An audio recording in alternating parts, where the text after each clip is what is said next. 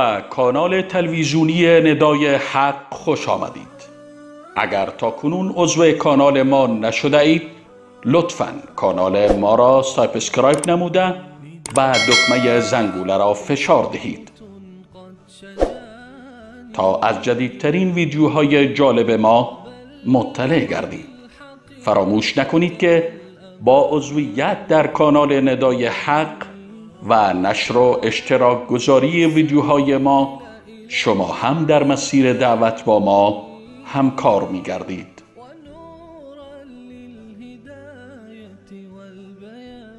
ندای حق، ندای توحید و حقیقت.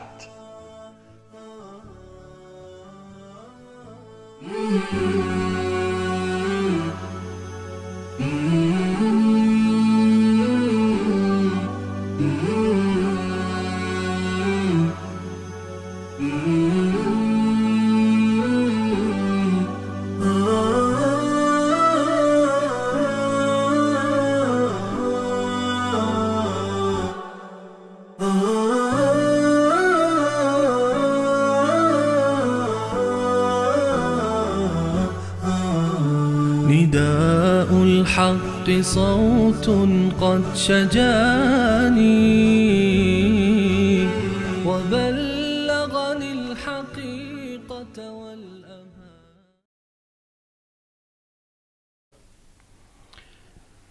بسم الله الرحمن الرحيم. الحمد لله رب العالمين والصلاة والسلام على سيد الأنبياء والمرسلين حبیبنا محمد و علی آله و صحبه اجمعین. بینندگان عزیز و گرامی، السلام علیکم و رحمت الله و برکاته.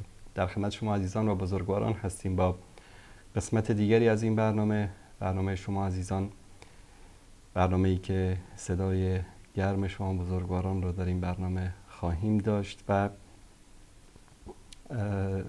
با تماساتون میتونید در مورد موضوعات مختلفی که در برنامه من چه در آن رویسه که چه در این برنامه مطرح شده اظهار نظر بکنید. دوستان عزیزی که به نوعی در مقابل ویدیوها و برنامه هایی که از طریق شبکه ندای حق پخش میشه اظهاری نظری دارن، اعتراضی دارن، شبهه‌ای دارن، میتونن که در این برنامه زنگ بزنن و با ما صحبت بکنن و مطلبی رو که دارن ارائه بکنن. بعضی از دوستان هستن که میان در پایان کلیپ ها کامنت میگذارن، فحش میدن، توهین میکنن.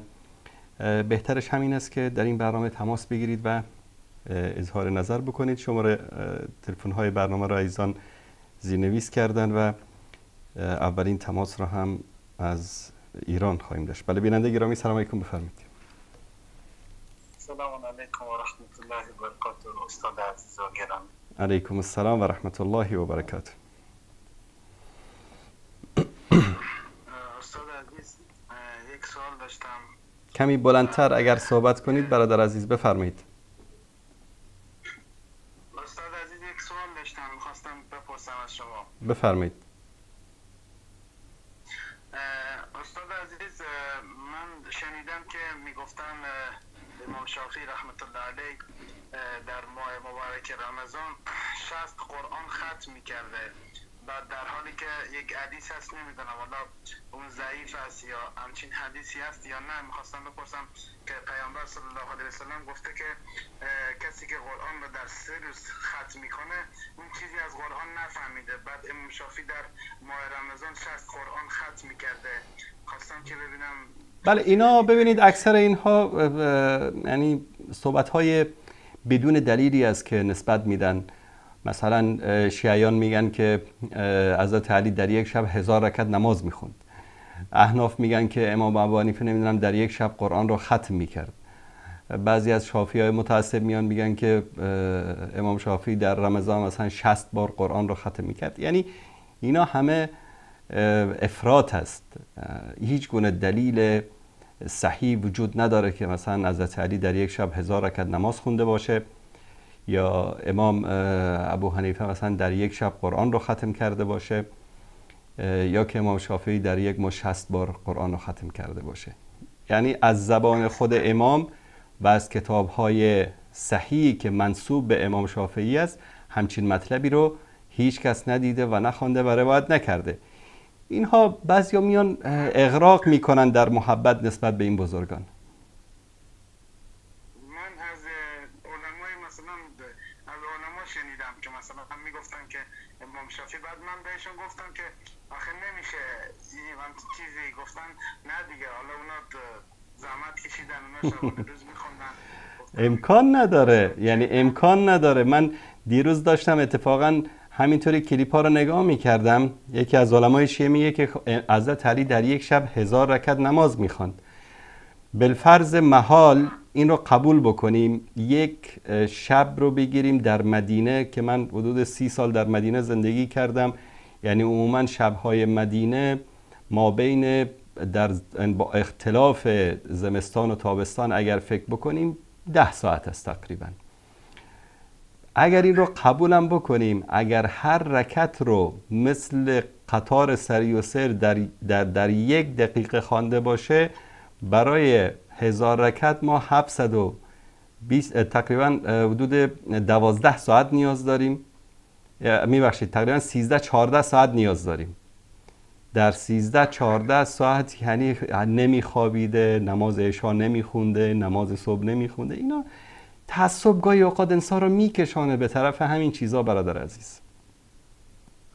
یک موضوع دیگه هم که میخواستم، نمیدونم شما هم شنیدید در مورد آقای صدیقی که شما نقد کردید، در مورد مثنوی صحبت کرده که بعد حرفایی زده که نمیدونم میشه کفری گفت یا نه، که گفته اون مثل قرآن دل، همچین صحبتایی کرده که واقعا من خودم شنیدم اصلا مو به تنم سیخ شد با این حرفایی که زد.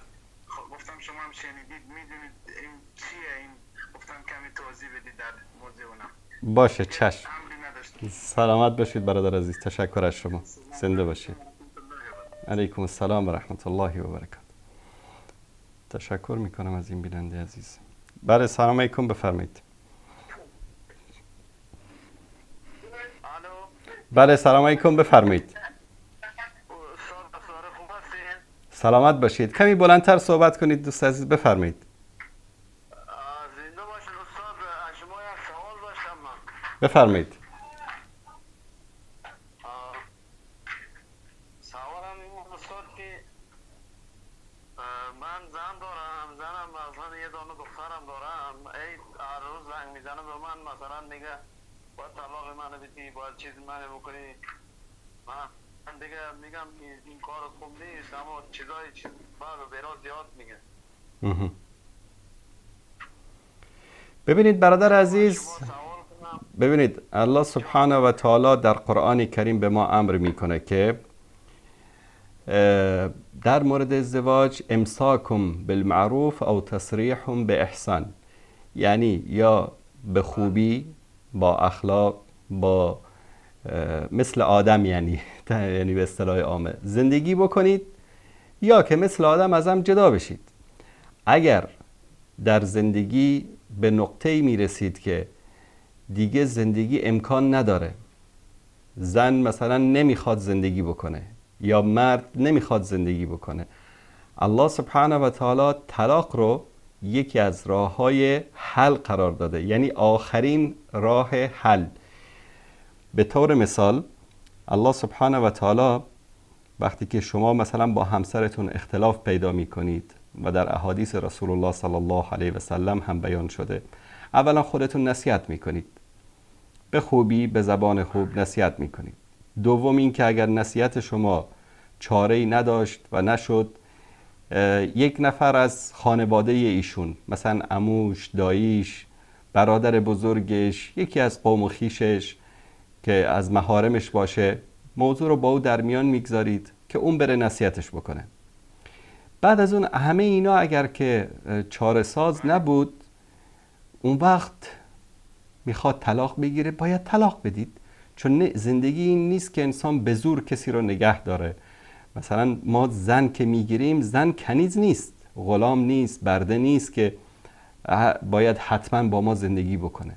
الله متعال این حق رو به زن داده، مادامی که زندگی کردن باش مشکل هست، ما میتونیم طلاق بدیم، اونم میتونه طلاق بگیره، مادامی که هیچ راه حلی وجود نداشته باشه. ثانیاً شما چند مدتی است که از خانمتون دور هستید؟ من تقریبا براتون بگم استاد، قبلا ترکیه بودم، بعد از ترکیه آمدم ازدواج کردم، فعلا یه دونه دخترم دارم. فعلا به ایران هستم، فعلا الان ایران هستم، فعلا ایران هم آمدنم نزدیک 1 سال میشه. درست. ببینید عادتاً در فقه اسلامی نباید که انسان بیش از 4 ماه از همسرش دور باشه. همانطوری که یک مرد نیاز داره به یک زن که با او ازدواج کنه، با او زندگی بکنه، معاشرت بکنه، زن هم نیاز داره. متاسفانه در جوامع ما فکر میکنن که فقط مرد نیاز داره. فکر میکنن که مثلا براش پول فرستادیم، غذاش آماده بود، خونه براش بود، خلاص بس همین کافی است. زن نیاز به یک همسر داره، زن شهوت داره، نیاز جنسی داره. همه این نیازهایشو باید یک مرد در نظر بگیره. یعنی داستان معروفی است که سیدنا عمر رضی الله تعالی عنه یک روزی رد می شدن از کوچه‌های مدینه که صدای یک ناله یک خانمی می اومد که داشت یک اشعاری می گفت که اگر ترس خدا نباشه نمیدونم در این خانه پایه های تخت چنان بلرزد و فلان از این حرفا. یعنی حکایت از این بود که از دوری شوهرش می نالید. حضرت عمر فردای اون روز اون زن رو خواستن، گفتن چیه این حکایت تو؟ گفت یا امیرالمومنین، همسرم بیش از 1 سال است که نیست. کجا رفته؟ جهاد رفته. بعد از اون سیدنا عمر رفت پیش حفصه رضی الله تعالی عنها دخترش، گفت یک زن تا چند ماه میتونه تحمل بکنه دوری شوهرشو؟ گفت حد اکثر 4 ماه. بعد از اون امر کردن که هیچ مجاهدی، هیچ سربازی بیش از 4 ماه در سنگر نمانه. بعد از اینکه 4 ماهش تکمیل شد برگرده پیش خانوادهش، 1 ماهی 10 روزی 2 ماهی بمونه، بعد دوباره برگرده. و از اون به بعد این یک نظام شد در حکومت اسلامی. همونطوری که شما نیاز است به یک همسرتون نیاز دارید، اونم به شما نیاز داره. گاهی اوقات همین مسائل شاید سبب بشه که خلقش تنگ بشه، بگه که من میخوام جدا بشم از شما. چون این یک در قرآن کریم میگه که شما زنهایتان را به اصطلاح بدون سرنوشت نگذارید. بدون سرنوشت یعنی چی؟ نه طلاقش بده، نه مثل آدم باش زندگی بکن. و این برای یک زن مشکل هست. این مسائل رو باید ما در نظر بگیریم برادر عزیز. درست استاد، من برش پیسه میگه اینجا میفرستم، برش دیگه همه چی میفرستم. نه عرض کردم خدمت شما همه زندگی پول نیست. همه زندگی پول نیست. یک زنی که مثلا به شوهر نیاز داشته باشه، شما براش 1 میلیون هم بفرستید، 2 میلیون هم بفرستید، جای شما رو که پر نمیکنه یا پر میکنه؟ بله. سعی کنید که برید از نزدیک، باور کنید برگردید انشالله یعنی 180 درجه تغییر میکنه. زنده باشید برادر عزیز. تشکر از شما. خداحافظ. به این مناسبت خیلی از دوستانی هستن از برادران عزیز تاجیک ما، از افغانها. درسته که مشکلات هست، سختی ها هست، مهاجر هستن در کشورهای مختلف. بعضیاشون رفتن یک دختری رو نکاح کردن در افغانستان، در تاجیکستان، خودش رفته مثلا در روسیه یا در اروپا یک زن دیگه گرفته، در اونجا داره زندگی میکنه. بعضیشون متاسفانه مرتکب فحشا میشن، مرتکب زنا میشن، اما دوست دارن که زنشون عفیفه و پاک دامن بمونه. همون اندازه که دوست دارید زنتون پاک دامن و عفیف بمونه، شما هم باید پاک دامن و عفیف بمونید. نکته دیگر این که همونطوری که شما نیاز دارید، شما شهوت دارید، زنتون هم به شما نیاز داره، شهوت داره و بر شما واجب است که نیازهای او را برطرف بکنید. حتی در قانون اسلام، در فقه اسلام، یک مردی اگر نیازهای جنسی همسرش رو برآورده نکنه، اون زن حق داره بره در دادگاه شکایت بکنه و طلب خلع بکنه، طلب طلاق بکنه.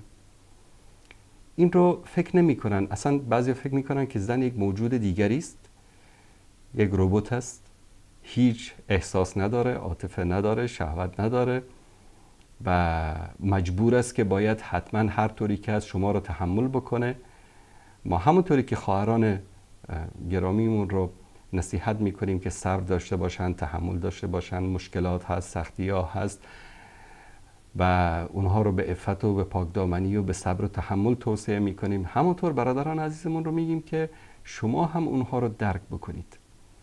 یعنی اگر امکاناتش رو دارید، میتونید در خارج از کشورتون زندگی میکنید، اونها رو طلب بکنید، براشون یک زندگی اونجا مهیا بکنید، بگذارید در کنار شما زندگی بکنن. من خیلی از خانوادهایی که دچار مشکلات بودن، سرحدشون به جنگ، جدایی، مسائل رسیده بود، باور کنید همین پیشنهاد دادم. کجایی؟ والا من در روسیه هستم. خانمت کجاست؟ در تاجیکستان. چند ساله که ازم دورید؟ والا 2-3 سال میشه. خب چرا بر نمیگردی؟ والا داریم کار میکنیم، پول میفرستیم اونجا. چندین مورد بوده وقتی گفتم حداقل خانمتو برای یک زیارت کوتاهی مثلا برای 1 ماه 2 ماه طلب بکن. بعضیاشون برای 1 ماه طلب کرد خانمشو، همه جنگ ها، دعواها، همه چیز تموم شد رفت و الان دارن با هم زندگی میکنن. چون اون زن نیاز داره. اون زن ببینید پدرش، مادرش، خانوادهش، خواهرش، برادرش همه رو رها کرده، اومده با تو تک و تنها با تو ازدواج کرده. به خاطر چی؟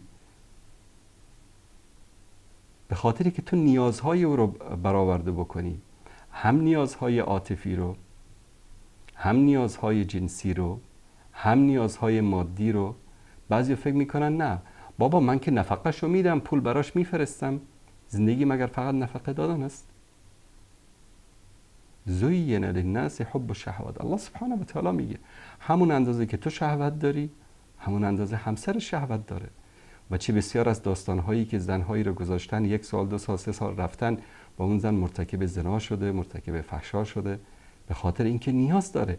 و همونطوری که او گناهکار شده، همسرش هم گناهکار شده، چون که نیازهای او رو باید برآورده بکنه. بیننده عزیز سلام علیکم، بفرمایید.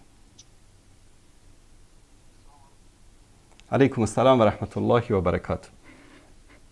استاد جان خوب هستین؟ سلامت باشید، الله متعال ستان کند. استاد محترم، الله استاد یک سوال داشتم استاد جان. بفرمایید.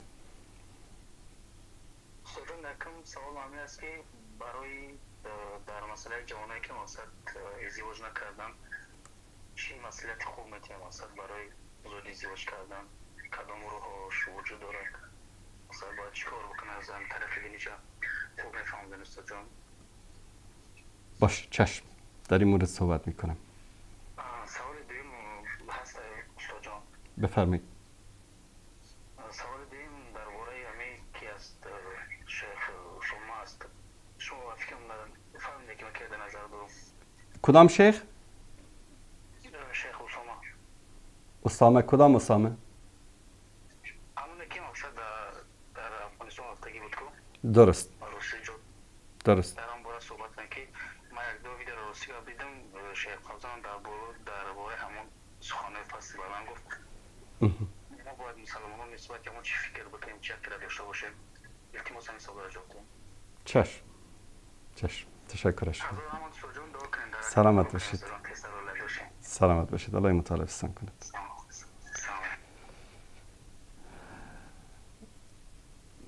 سه سوال شد، این سوالا رو پس پاسخ بدیم، بعد دوباره انشالله برمیگردیم خدمت شما عزیزان. بیننده اولی که پرسیده بودن در مورد مولانا جلال الدین رومی.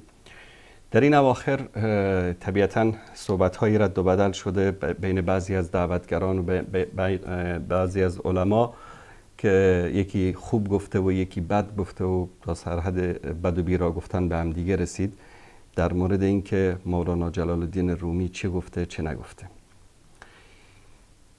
دوستان عزیز، من بارها گفتم که ما نباید تعصب داشته باشیم. سبب همه بدبختی های امت اسلامی تعصب بیجای است.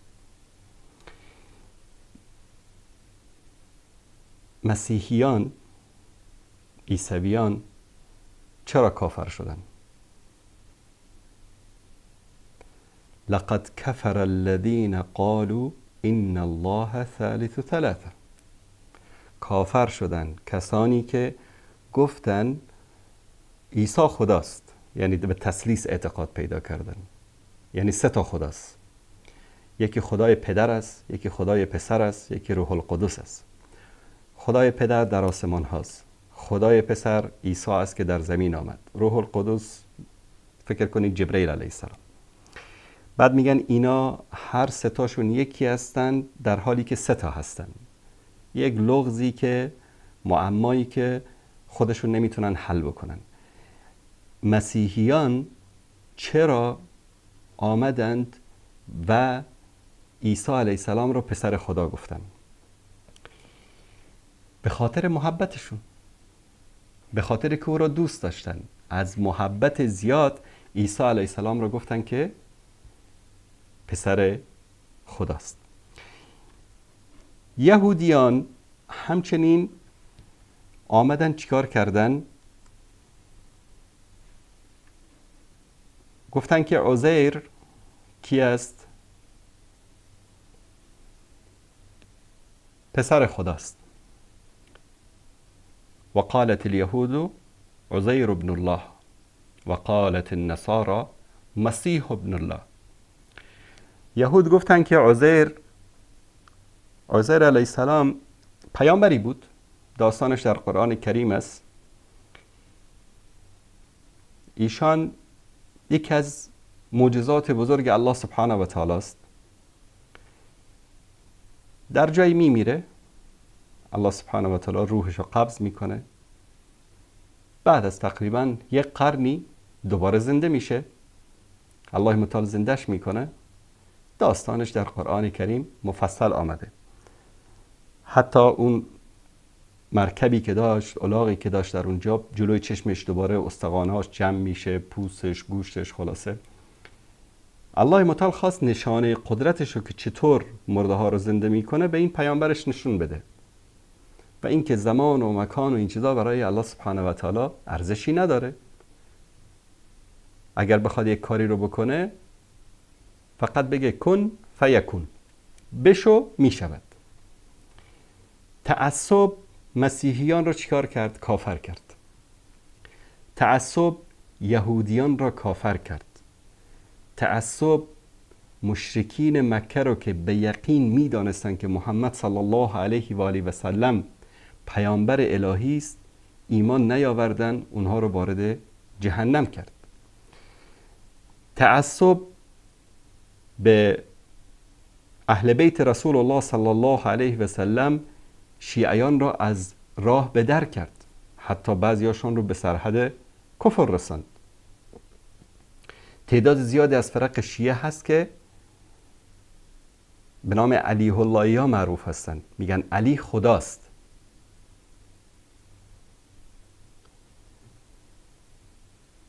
حتی تا امروز هم بعضیاشون میگن که علی، صریحا نمیگن خداست، میگن علی یک چیزی بین خدا و بشر است. یعنی علی بشر نیست، خدا هم نیست، بشر هم نیست. بعضیاشون علنا میگن که چی است؟ علی خداست.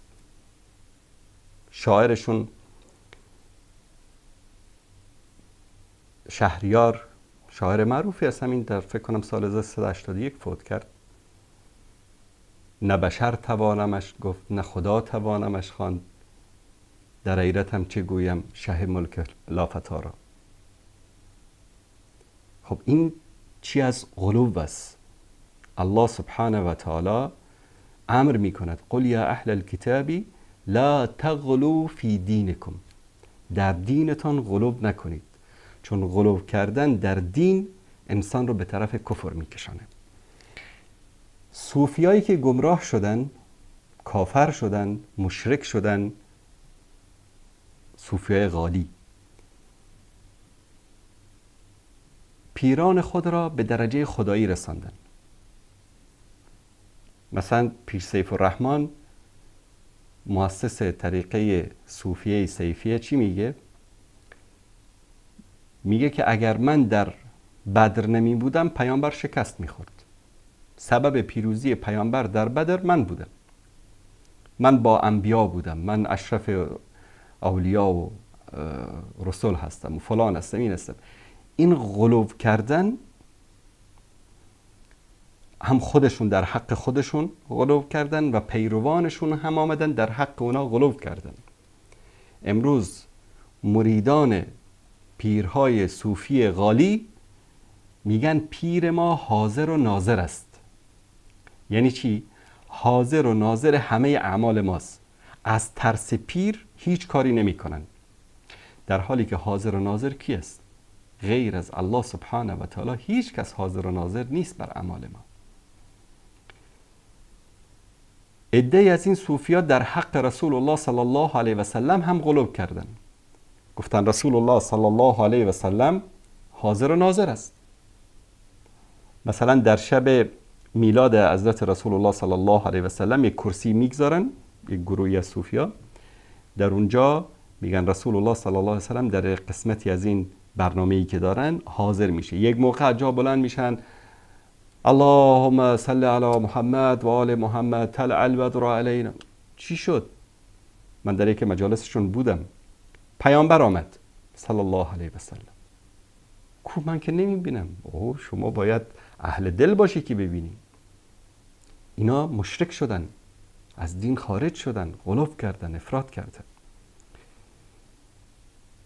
عده‌ای هم در مورد شعرا، در مورد ادبا، در مورد علما مرتکب غلو و افراط شدن.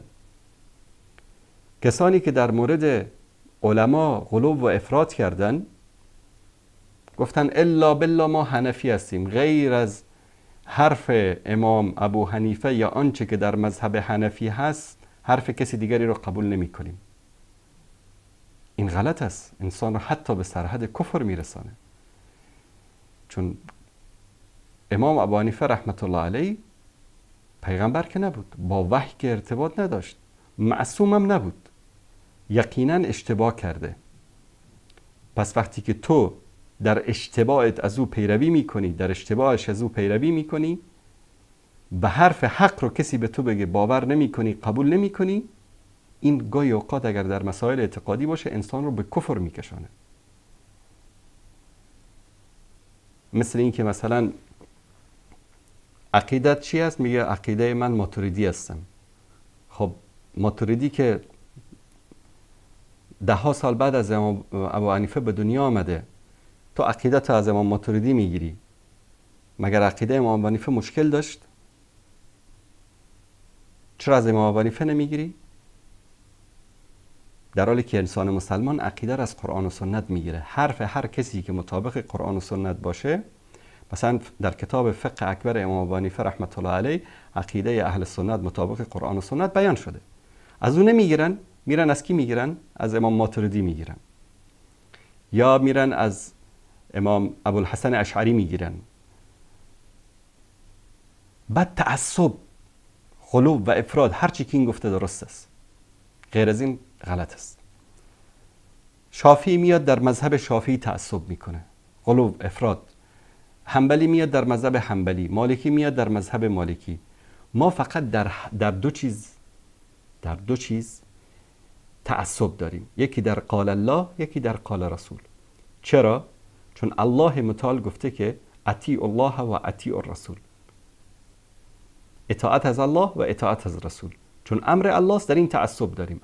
حرف هیچ کسی رو بر حرف الله و رسول ترجیح نمیدیم.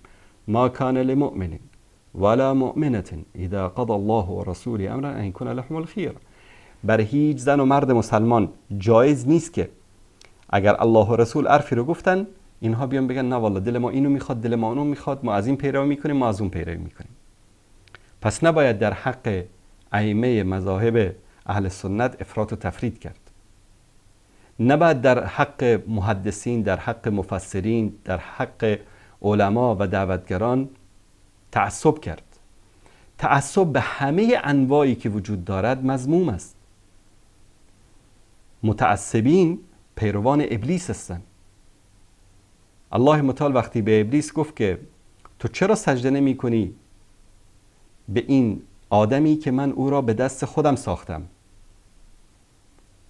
من سجده کنم به آدم؟ انا خیر منه، من از اون بهترم. خلقتنی من النار و خلقته من الطین. من را از آتش آفریدی، او را از خاک آفریدی. من برترم، آتش از خاک برتر است. چطور من بیام به اون سجده بکنم؟ تعصب، نجات پرستی. کسی که به قومش تعصب بکنه پیرو ابلیس است. کسی که در زبان تعصب بکنه پیرو ابلیس است. کسی که در حزب و گروه و سازمانی که وابسته به اون از تعصب بکنه پیرو ابلیس است. هر گونه تعصبی غیر از تعصبی که به الله و رسول داریم مذموم است. تعصبی که به شعائر دین که در داخل قال الله و قال رسول وارد میشه. بیایم سر تعصب به شعرا. من تعجب میکنم از عقل بعضی از منسوبین به علم و به دعوت که در مورد مثلا مولانا جلال الدین رومی چنان تعصب دارن که همین تعصب رو در مورد رسول الله صلی الله علیه و سلم ندارن. اگر بگی که مولانا جلال الدین رومی اشتباه کرده فغانشان در میاد، در حالی که اگر به همین انسان بگی این حدیث رسول الله صلی الله علیه و سلم ضعیف است یا برای اثبات دینش و مذهبش و عقیدش دهها حدیث صدها حدیث پیامبر رو تضعیف میکنه با قاعده یا بدون قاعده، اما اگر در مورد مولانا جلال الدین رومی یک کلمه حرف زدی به قول افغانها جنهایش به کوه بالا میشه. چرا؟ چون تعصب. مولانا جلال الدین رومی کیست که نباید او را نقد کرد؟ سخنان رسول الله صلی الله علیه و سلم رو که منسوب به پیامبر است، حدیث است، روایت است، قال الله قال رسول الله صلی الله علیه و سلم اصحابی کالنجوم بأی منهم اقتدیتم اهتدیتم. رسول الله صلی الله علیه و سلم می‌فرمایند صحابه من مانند ستارگان آسمان هستند، به هر یک از آنها اقتدا کنید راهیاب میشوید. قال رسول الله صلی الله علیه و سلم. علما آمدن این حدیث رو بررسی کردن، یک اکس بزرگ روش کشیدن، گفتن هذا حدیث مکذوب، این حدیث دروغی است که به پیامبر نسبت داده شده. من نمیدانم چه عقل و شعوری دارن امروز مسلمان ها، بعضیاشون که احادیث پیامبر رو علما میان تحقیق میکنن، بررسی میکنن، متنش رو، راویانش رو، اگر مطابق قرآن و سنت نبود، اگر در بین راویان کسانی بودن که متهم بودن، این حدیث رو از درجه صحت میندازنش پایین، حسن میشه، ضعیف میشه، مکذوب میشه، مرسل میشه، اقسام مختلفی که در مادون احادیث صحیح وجود داره. در مورد احادیث پیامبر این کار رو میکنیم. در مورد سیرت پیامبر روایت های تاریخی رو بررسی میکنیم. خیلی از وقایعی که به پیامبر صلی الله علیه وسلم در سیرت نسبت داده شده، در ابن اسیر، در ابن کثیر، در خیلی از کتبی که وجود داره، علما آمدن بررسی کردن، گفتن نه اینا روایت ها ضعیف است، همش تعریف و تمجید پیامبر است، اما گفتن ضعیف است. اما حق نداری که در مورد مولانا جلال الدین رومی حرف بزنی، او را نقد بکنی. چرا؟ مگر مولانا جلال الدین رومی علیه بالله خدا هست؟ نیست. پیغمبر است؟ نیست. صحابی است؟ نیست. تابعی است؟ نیست. یکی از مفسرین جهان اسلام است؟ نیست. یکی از محدثین بزرگ است، بخاری، مسلم، ابن ماجه، نسائی اینا است؟ نیست. یکی از فقهای معروف است، ابو حنیفه و مالک و احمد ابن حنبل و شافعی رحمت الله علیهم اجمعین است؟ نیست. کی است؟ یک شاعر است. میگن مولوی بوده یا مولانا بوده. مولوی مولانا باشه، درس دینی خوانده، پدرش میگن یکی از علما بوده، بهاءالدین ولد، و ایشان پیش پدرش شاگردی کرده، پیش علمای بزرگ در عصر خودش شاگردی کرده، به درجه مولوی رسیده. مگر مولوی گمراه نمیشه؟ مگر مولانا گمراه نمیشه؟ مگر قاری گمراه نمیشه؟ مگر آیت الله گمراه نمیشه؟ مگر حجت الاسلام گمراه نمیشه؟ آیا درجات علمی سبب میشه که انسان گمراه؟ مسئله گمراه بودن مولانا، گمراه نبودنش مطرح نیست. این سوال رو دارم میپرسم. آیا کسی به یک درجه علمی رسید، مولوی شد، مولانا شد، گمراه نمیشه؟ 100% امکان داره گمراه بشه.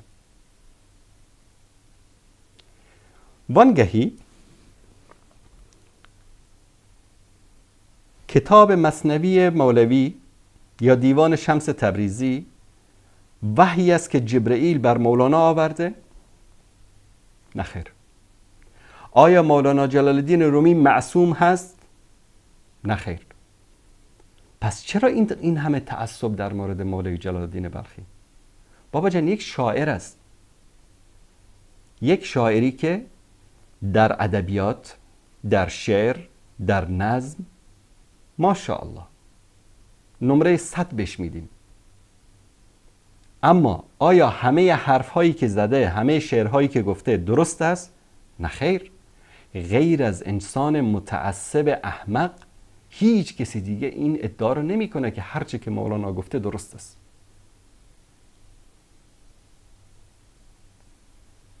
رسول الله صلی الله علیه و آله و سلم به صحابه، به تعدادی از منافقین که در بین صحابه خودشون زده بودن یا بعضی از صحابه هم در بینشان بودن، آمدن اجازه گرفتن برای نرفتن به جنگ.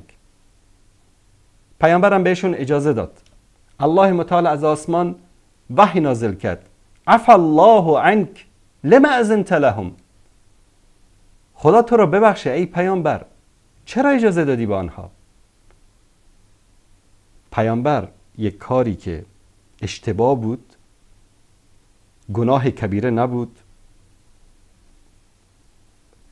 عمل خلاف مروءت نبود، یک تصمیم اشتباهی که گرفت، الله سبحانه و تعالی همان لحظه فرشته وحی رو نازل کرد، اشتباه رو تصحیح کرد. لما اذنت لهم. پیامبر هر کاری میکرد فرشته وحی کنترلش میکرد. مولانا رو کی کنترل میکرد؟ مگر اینکه ادعا بکنید که مولانا هم پیامبر بوده و فرشته او رو کنترل میکرده. شاعرها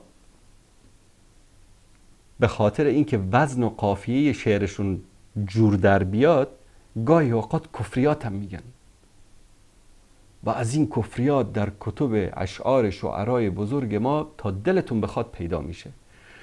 وقتی میگیم کفریات به معنی نیست که ما بگیم مستقیما کافر بوده،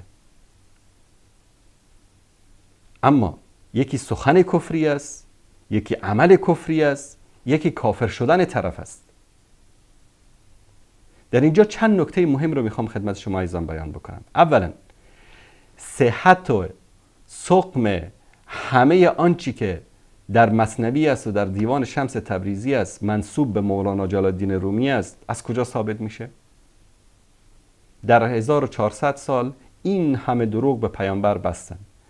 در همین 20 سال اخیر تاریخ کشورهای خودمون، تاجیکستان، افغانستان، ایران، فکر بکنیم چقدر دروغهایی رو در تاریخ درج کردن و ما تا الان راستش رو پیدا نمی کنیم. حکمتیار میگه مؤسس نهضت اسلامی من هستم، ربانی میگه من هستم، سباق‌الدین مجددی میگفت من هستم، سید احمد گیلانی میگفت من هستم، سیاف میگه من هستم. معلوم نیست که مؤسس نهضت اسلامی کی است. 40 سال میشه در افغانستان. چطور امکان داره که همه آنچه که در مثنوی هست منسوب به مولانا باشه؟ من دیروز یکی از دوستان رو شعری رو براش خوندم، گفتم این شعر مولاناست. زیرش هم نوشته بود، سرچ هم بکنین. من الان هم اینجا سرچ میکنم شعر مولانا در مورد دین. بله دوستان عزیز، اگر این صفحه رو نشون بدن، فقط شما اینو بنویسید در گوگل، شعر مولانا در مورد دین ها یا دین، شعر مولانا. در همه جا منسوب به مولاناست. از پدر پرسید روزی یک پسر، بهترین دینها کدام است ای پدر؟ گفت من با دین ندارم هیچ کار. کفر آشکار است. پیش من دینها ندارد اعتبار. کفر است. چون که آوردیم هر دین جدید، اختلاف بیشتر آمد پدید. کینه ها و دشمنی بسیار شد، جنگ های مذهبی تکرار شد. خون مردم ریخت بر روی زمین، بارها و بارها با نام دین. نه مسلمانم نه ترسا نه جهود، سر به حکم عقل می آرم فرود. کفر آشکار. عقل می گوید که عیش بیکران، هست در همزیستی با دیگران. کفر. دین ولی گوید که خون کافران، گر بریزی اجر داری بیکران. کفر آشکار. دروغ نسبت به دین. دیگر اندیشانم آخر آدمند، یعنی ملحدین آتیستان آدمند. دین چرا گوید که مهدور و دمند؟ من به دین علت ندارم دین و کیش، بی دین هستم ملحد. تا نریزم خون امن و آن خیش، تو همه فرزند تنها از خرد، پیروی کن تا به مینویت برند. با تمام مردم روی زمین، دوستی کن بهترین دین است این. آیا باورتون میشه این شعر از مولانا نیست؟ در حالی که گوگل رو سرچ بزنی هزارها صفحه این شعر رو نشن شعر مولانا. آدمای خیلی فهمیده، ادبا، نویسندگان، ژورنالیست ها، انسان های عاقل تحصیل کرده نوشتن شعر مولانا. همین گوگل هر کدومتون بزنید شعر مولانا در مورد دین انسانیت، سراسر کفر است، منسوب به مولانا. کل مثنوی و دیوان شمس تبریزی رو بگردید پیدا نمی کنید این شعر رو. کافی است که یکی بیاد اینو در چاپ جدید مثنوی این رو اضافه بکنه، میشه شعر مولانا. و چه بسیار شده این کار در طول تاریخ. خلاصه مطلب دوستان عزیز اینو میخوام بگم که اولا همه آنچه که نسبت به مولانا داده میشه در اشعارش، در کتابهاش، آیا واقعا از ایشان هست یا نه؟ در لابلای تاریخ اینا اضافه شده. یک. ثانیاً مولانا جلال الدین رومی و شعرایی مانند او عقیده به وحدت الوجود داشتن، عقیده به حلول داشتن. عقیده وحدت الوجود یک عقیده کفری است. این عقیده کفری است و بسیار شعرهایی است در مثنوی که در تایید عقیده وحدت الوجود است، در تایید عقیده حلول است. یعنی خداوند در هر چیز میتونه حلول بکنه، مانند عقیده ابن عربی که داره. میگه که کسی که با همسرش هم بستر میشه که انه با علیاذ بالله با خدا هم بستر میشه. میگه خدا میتونه در یک سگ حلول بکنه، خداوند میتونه در یک بت حلول بکنه. اشعارشون رو زیاد شنیدید.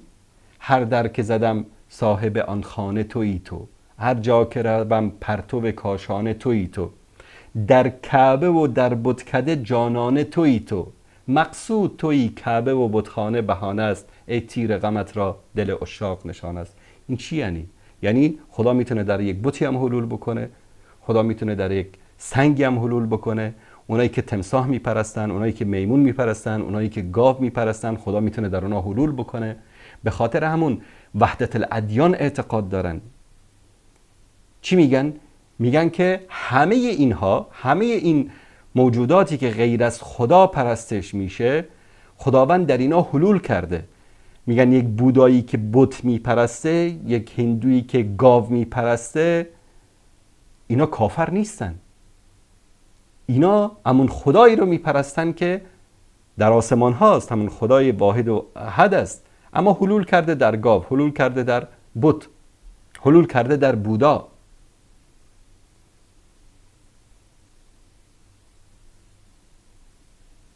این عقیده ابن عربی است که متاسفانه از علمای شیعه و سنی خیلی ها متأثر از این عقیده شدن. خمینی مثلا یکی از پیروان و شیفته های ابن عربی است، صاحب کتاب فصوص الحکم یکی از صوفی های گمراه، زندیق، کافر،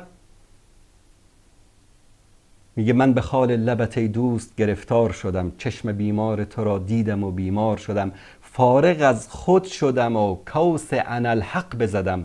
یعنی من خدا هستم، فارغ از خود شدم و کوس انالحق بزدم، همچو منصور خریدار سر دار شدم. منصور حلاج که اعدامش کردن، زندیق، گفت که من خدا هستم، گفت انا الحق، من خدا هستم. یعنی خدا در وجود منصور میگن حلول کرده بود، منصور خودشو خدا میدونست. بعد همین خمینی در ادامه شعرش چی میگه؟ در میخانه گشایید برویم شب و روز، که من از مسجد و از مدرسه بیزار شدم. واعظ شعر که از پند خود آزارم داد، ز دم رند میالوده مددکار شدم. شعرهای کفری. در میخانه گشایید برویم شب و روز، که من از مسجد و از مدرسه بیزار شدم. بعد میان آقا این می یعنی ذوق وجدان، یعنی این عشق، یعنی محبت بیکران به الله. میخانه یعنی انتهای نمیدونم محبت و رسیدن به محبوب که الله هست و فلان است. بابا جان همین معانی رو، همین تفاسیر رو خود اون شعرا نکردن، شما از کجا میارید اینا رو؟ خب اینا کلمات کفری است. دین، شریعت، عقیده اسلامی به این کاری نداره که تو منظور چی است. آنچه که به زبان آوردی بر اساس اون بر تو حکم میکنه. به خاطر همین چی میگن؟ میگن دین و شریعت جداست، طریقت جداست. کی گفته این رو؟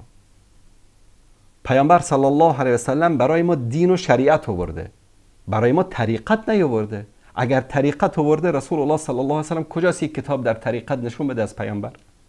از یکی از صحابه نشون بدید کتابی در طریقت. میگن دین یک سری ظاهر، امور ظاهری داره، یک سری امور باطنی داره. امور ظاهریشو علما و فقها فهمیدن، امور ظاهریشو صوفیا فهمیدن، مولانا جلال الدین رومی فهمیده.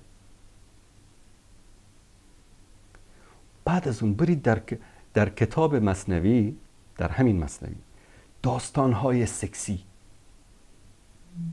امور خلاف عفت، برید داستان کنیزک و کدو و نمیدونم خر رو بخونید، سرچ کنید بخونید. مشکل این است که بعضی از کسایی که میان از مولانا دفاع میکنن اصلا نخواندن مثنوی رو از اول تا آخرش. وانگهی الله سبحانه و تعالی برای ما خیلی واضح و آشکار در مورد شعرا بیان میکنه. در سوره شعرا میگه که و شعراه یتبعهم الغاؤون الم ترى انهم فی کل واد یهیمون و انهم یقولون ما لا یفعلون.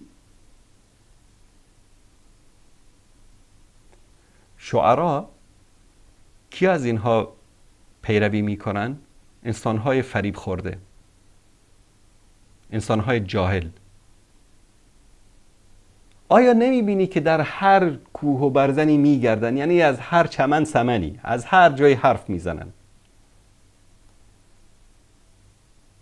گاهی از معشوقه و گاهی از جدایی و گاهی از کنیزک و الاغ و گاهی نمیدونم از موسی و نمیدونم فلان و انهم یقولون ما لا یفعلون، و آنها میگویند چیزهایی رو که عمل نمیکنن.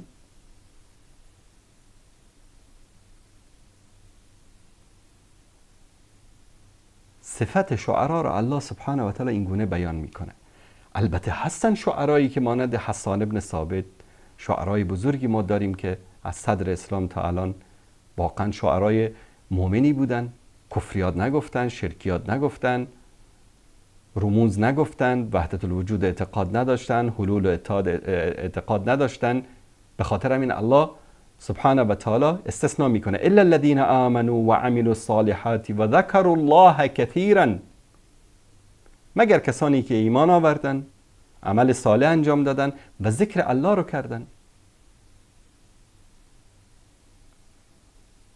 برید مثلا شما دیوان عبید زاکانی رو بخوانید، سر تا آخر این اشعار سکسی است. حرف نزنید عبید زاکانی. بله، عبید زاکانی یک ادیب است، عبید زاکانی یک شاعر است، بزرگ است، فلان است، هر چی است، اما دین موقفش آشکار است. این چرت و پرت است که گفته.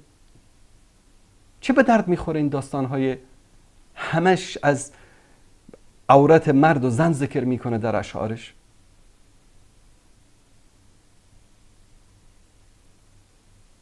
فکر نکنید این حرفی که من میزنم، من مثنوی رو خواندم از اول تا آخرش، دیوان عبید زاکانی رو خواندم تا شعرای معاصر، پروین اعتصامی، شهریار، خلیل الله خلیلی، علی مشتری، یعنی هر از شعرای معاصر، فرقم نمیکنه از شیعه و سنی. دوست دارم شعر روش به عنوان یک مثنوی رو به عنوان یک سرگرمی میخوانم، به عنوان یک سرگرمی. گاهی اوقات خسته بشم باز میکنم چند تا شعرش رو میگم، عجب شاعری بوده. بله، عجب شاعری بوده، عجب ادیبی بوده. مثل همین که ما قبل از اسلام شاعرای معروفی داریم در زمان جاهلیت، تا هنوزم به شعرهای اونا استناد میشه. عمرو القیس و فلان و علان هستن، زیاد هستن. به عنوان یک شاعر رو بهش احترام بگذارید، از او خدا نسازید، از او پیغمبر نسازید، از او ولی من اولیاء الله نسازید. و امروز چه فرقه های گمراهی هستن که خودشون رو پیرو مثنوی و پیرو مولانا میدونن. حتی یک بنویسید. مشکل این است که جوانان ما، علمای ما، دعوتگران ما قبل از این که مثل آقای صدیقی که یگان وقت چیزای ثقیل میخوره به قول خودش هضم کرده نمیتونه، بعد میره سر منبر هر چی که از دهنش آمد میگه. درست نیستین. میگه که فلانی یک عریضه نمیتونه نوشته کنه. والله قسم است من یقین دارم که از اول تا آخر مثنوی یک بار در زندگیت نخوندی. یقین دارم که در مورد حلول، اتحاد، وحدت الوجود هیچ چیزی نمیدانی. اگر میدانستی این حرفا رو نمیزدی. چنان میان موقف میگیرن که والله در مورد پیامبر، در مثلا این موقف سری و سیر جناب صدیقی در مورد مولانا و حرفای مولای عنابی که گفته، همین غیرت تو در مورد پیغمبر و همسر پیغمبر داشتی که وقتی که محسنی و قاری عبدالکبیر و غیره توهین کردن به همسر پیامبر، گاهی اومدی حرف زدی در مورد اینها؟ در سر منبر میاد از کی تعریف میکنه آقای صدیقی؟ از یک مشرک، از یک مشرکی شرکش آشکار اظهر من الشمس است، میاد طرفداری میکنه، تعریف میکنه، بهترین مسلمان او رو خطاب میکنه. چون تعصب انسان رو کور میکنه. بیایید همین آقای رئیسی رو که کشته شد در سقوط هواپیماش، که آقای صدیقی آمده بود سر منبر رسول الله صلی الله علیه وسلم داخل مسجد از او طرفداری کرده بود، گوش کنید که چی میگه در روز عزاداری. گوش کنید دوستان.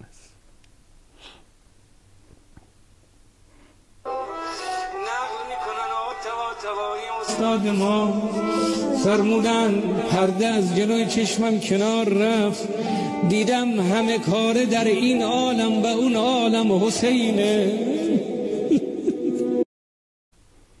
میگه پرده از کنار چشم آقای طباطبایی کنار رفت، همه کاره در این عالم و در آن عالم علی هست. کسی که همین اعتقاد رو داشته باشه مسلمان هست. یک بار دیگه گوش کنید خوب با دقت. دیدم همه کاره در این عالم و اون عالم حسینه. 10 مرتبه بالحسین بالحسین بالحسین بالحسین. من اینو نمیخواستم پخش بکنم، بود اینجا بین کلیپ ها. بعد از اینکه کشته شد گفتم حسابش با خدا رفت.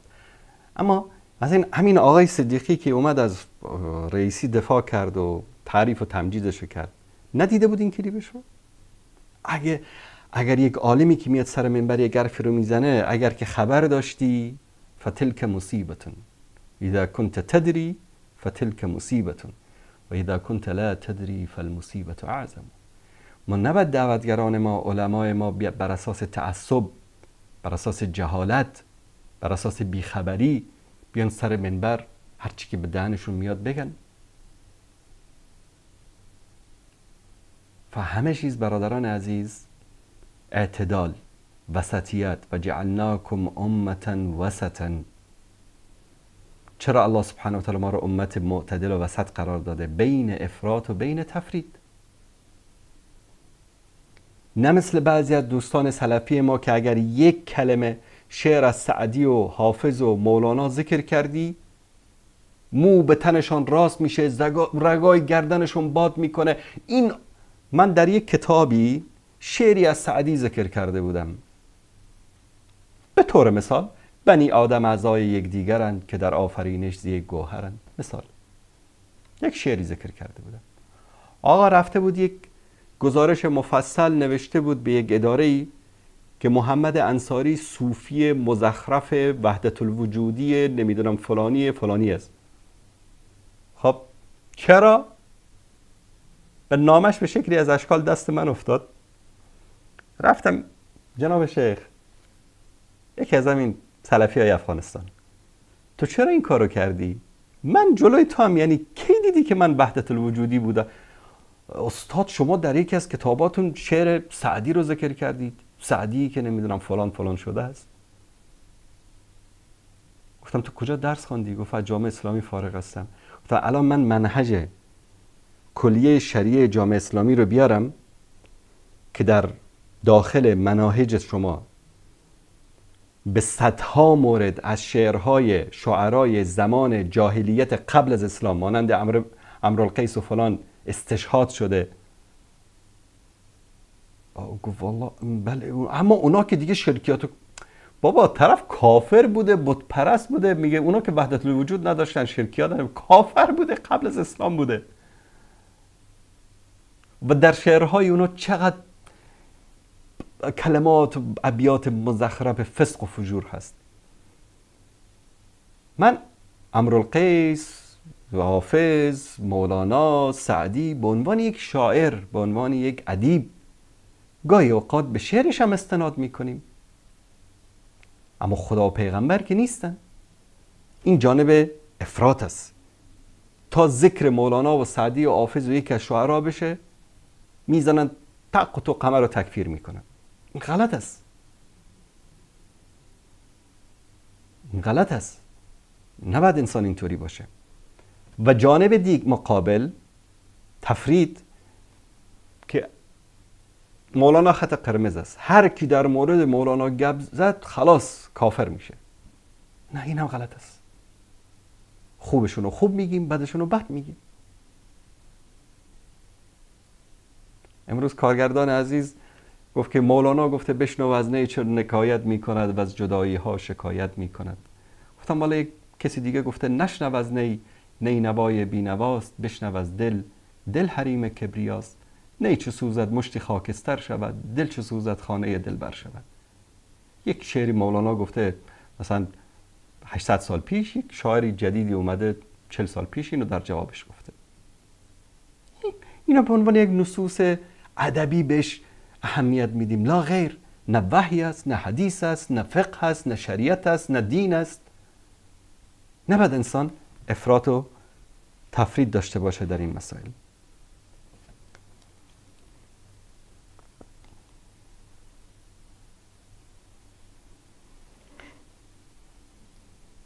دوست عزیزی پرسیده بودن در مورد ازدواج جوانها. ببینید بارها در این مورد صحبت کردیم. رسول الله صلی الله علیه و آله و سلم تشویق کردن یا معشر الشباب من استطاع منکم الباء فلیتزوج.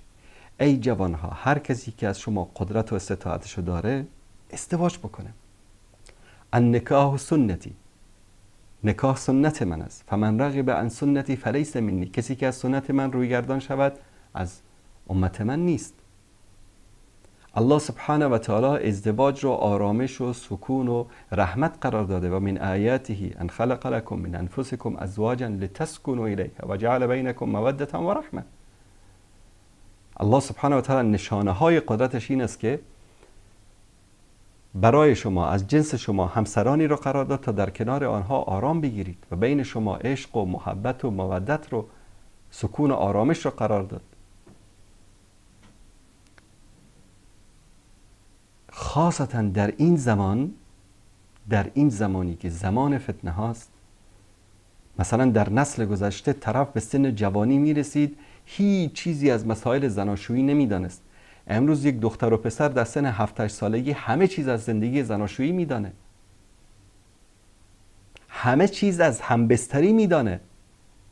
در غرب برای شاگردان کلاس 3 و 4 و 5 ابتدایی اینا رو تعلیم دارن میدن. امروز در خانه، خاصا بعد از کرونا، در خانه هر کدام از ما دست کودکانمون تابلت هست، موبایل هست، اینترنت اوپن هست، همه چیز رو میتوانن از طریق اینترنت بخوانن، پیدا بکنن. پس در این زمانه بهتر این است که به مجرد رسیدن به سن رشد و بلوغ چه دختر چه پسر ازدواج بکنن. به خاطر چی؟ به خاطر اینکه از مفاسد اخلاقی در جامعه جلوگیری بشه. حتی من در یکی از صحبت‌ها با دوستان گفتم که پدر و مادرها قبل از اینکه فرزندانشون وارد دانشگاه بشن باید حداقل اونا رو نامزد بکنید، نکاح بکنن. حالا عروسی کردن اینا باشه برای بعد، حداقل نکاح بکنن که به جای اینکه دختر یا پسر بره در فضای دانشگاه با جنس مخالف خودش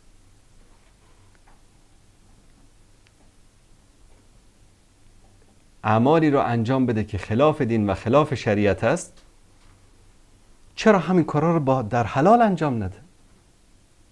به جای اینکه با یک دختر به اصطلاح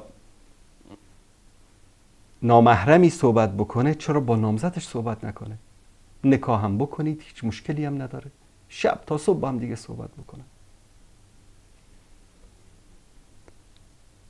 خانواده ها هم این امور ازدواج فرزندانشون رو تسهیل بکنن، آسانی بیارن.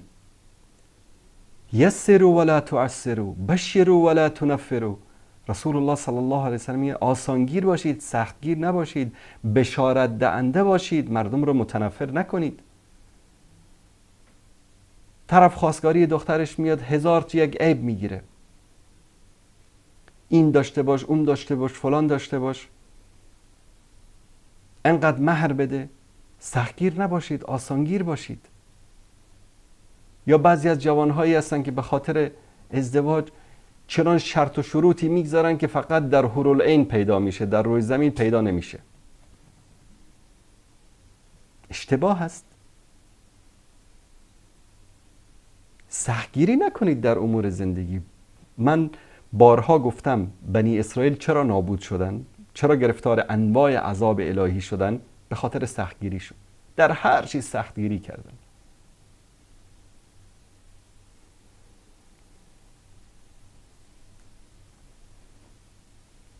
این بود از سوال این بیننده عزیزم. کسی در مورد بن لادن پرسیده، اسامه بن لادن. ببینید اسامه بن لادن پسر خانواده بن لادن، پدرش محمد بن لادن یکی از تجار بسیار بزرگ عربستان سعودی. شرکت بن لادن یکی از شرکت‌های به اصطلاح پراپرتی بزرگ در عربستان سعودی بود. ده‌ها فرودگاه ساختن، شهرک‌ها ساختن، توسعه حرمین شریفین توسط شرکت بن لادن ساخته شده. یک شرکت خیلی بزرگ و تجارتی. در این خانواده به اصطلاح ثروتمند، در این خانواده بزرگ پسری به دنیا میاد، اسامه اسمشو میگذارن. از دانشکده هندسه یا انجینری دانشگاه الملک عبدالعزیز جده فارغ شد. در سن 27-28 سالگی، موقعی که در افغانستان جنگ با روس‌ها جریان داشت و از همه کشورهای عربی میرفتن، در اونجا برای جهاد ایشان هم رفت با مجاهدین عرب. سالها در جهاد افغانستان بود، فکر کنم در جهاد تاجیکستان هم شرکت داشت. و بعد از اینکه جهاد تمام شد، همین مجاهدین عربی که برمیگشتن به کشورهای خودشون با انواع و اقسام زندان و شکنجه و اذیت و آزار کشورهایشون روبرو میشن، در حالی که همون کشورها اینها رو فرستاده بودن، تسهیل کرده بودن. چون اون موقع آمریکا جنگ با روس‌ها در افغانستان را عمل تروریستی نمیدانست، به خاطر انتقام از جنگ ویتنام. و گاهی اوقات باور کنید این سوالا رو که پاسخ میده انسان، یعنی دردهایی داریم ما که باید اینها گفته بشه.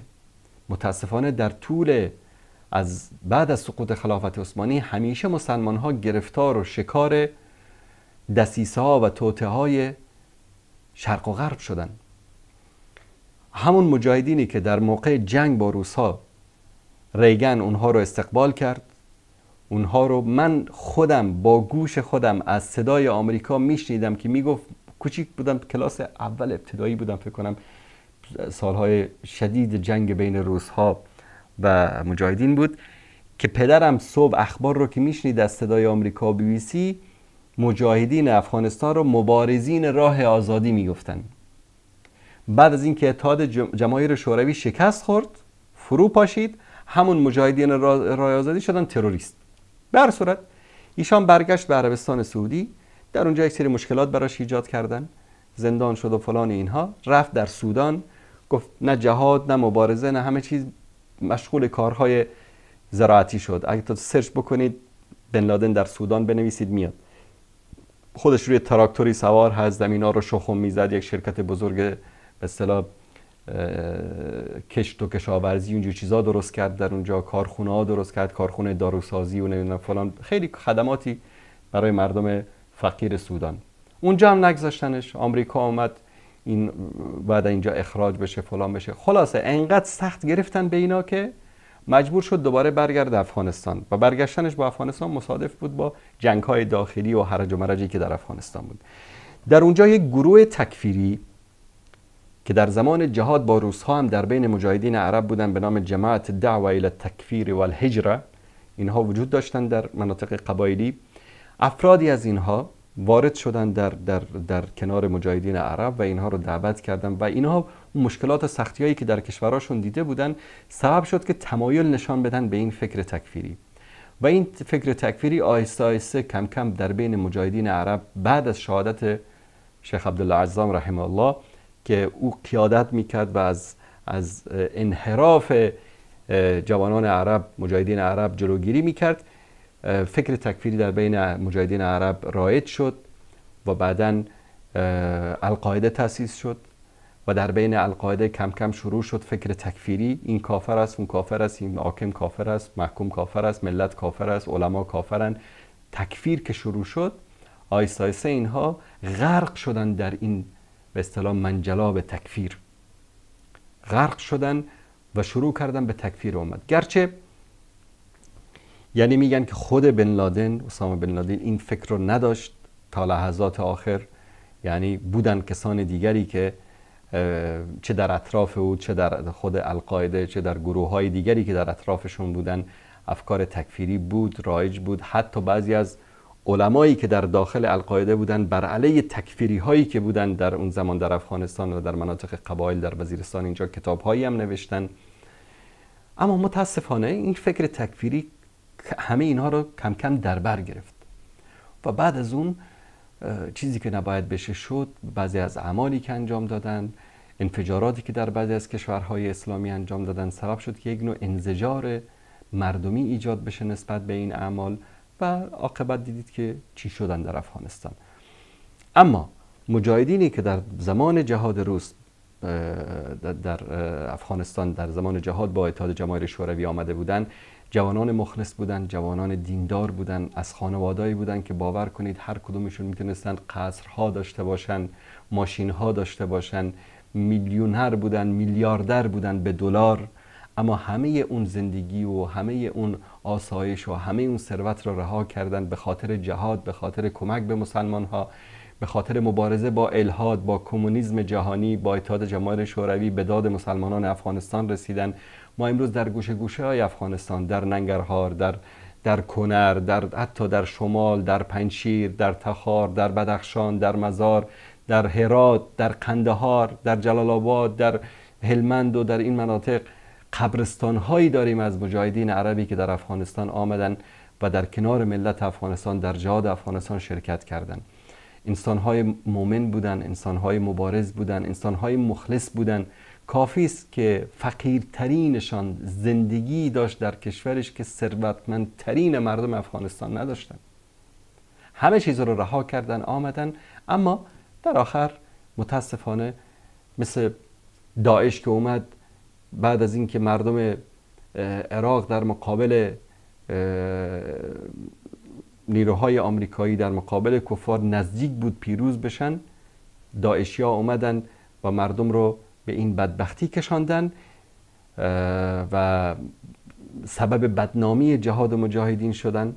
تکفیری ها در هر زمان کأنه یک برنامه استخباراتی غرب بوده. مثلا 4 مسلمان در اروپا یک جا یک تظاهراتی هم بکنن، در وسطش یک پرچم سیاه پیدا میشه، بعد همه میدیا روی این پرچم زوم میکنن، بله داعشی ها تظاهرات کردن. به هر صورت این فکر تکفیری سبب شد که مجاهدین بدنام بشن، علما بدنام بشن و متاسفانه وضعیت امت اسلامی به اینجا برسه. دوستی خیلی اصرار دارن میگن که میخواد تماس بگیره، والا من شماره ایشان رو اینجا در بین مسکال ها نمیدونم چطوری پیدا بکنم. به هر صورت دوستانی که میخوان تماس بگیرن از همین لحظه میتونن از طریق واتساپ و همچنین از طریق تلفن مستقیم میتونن تماس بگیرن و خاصا این برادری که 4 شماره آخرشون 4771 هست انشالله در خدمت شما خواهیم بود.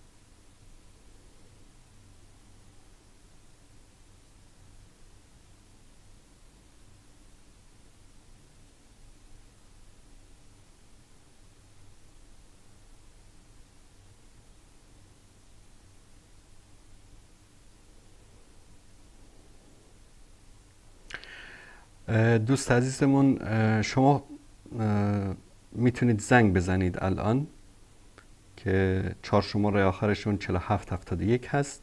شما میتونید تماس بگیرید.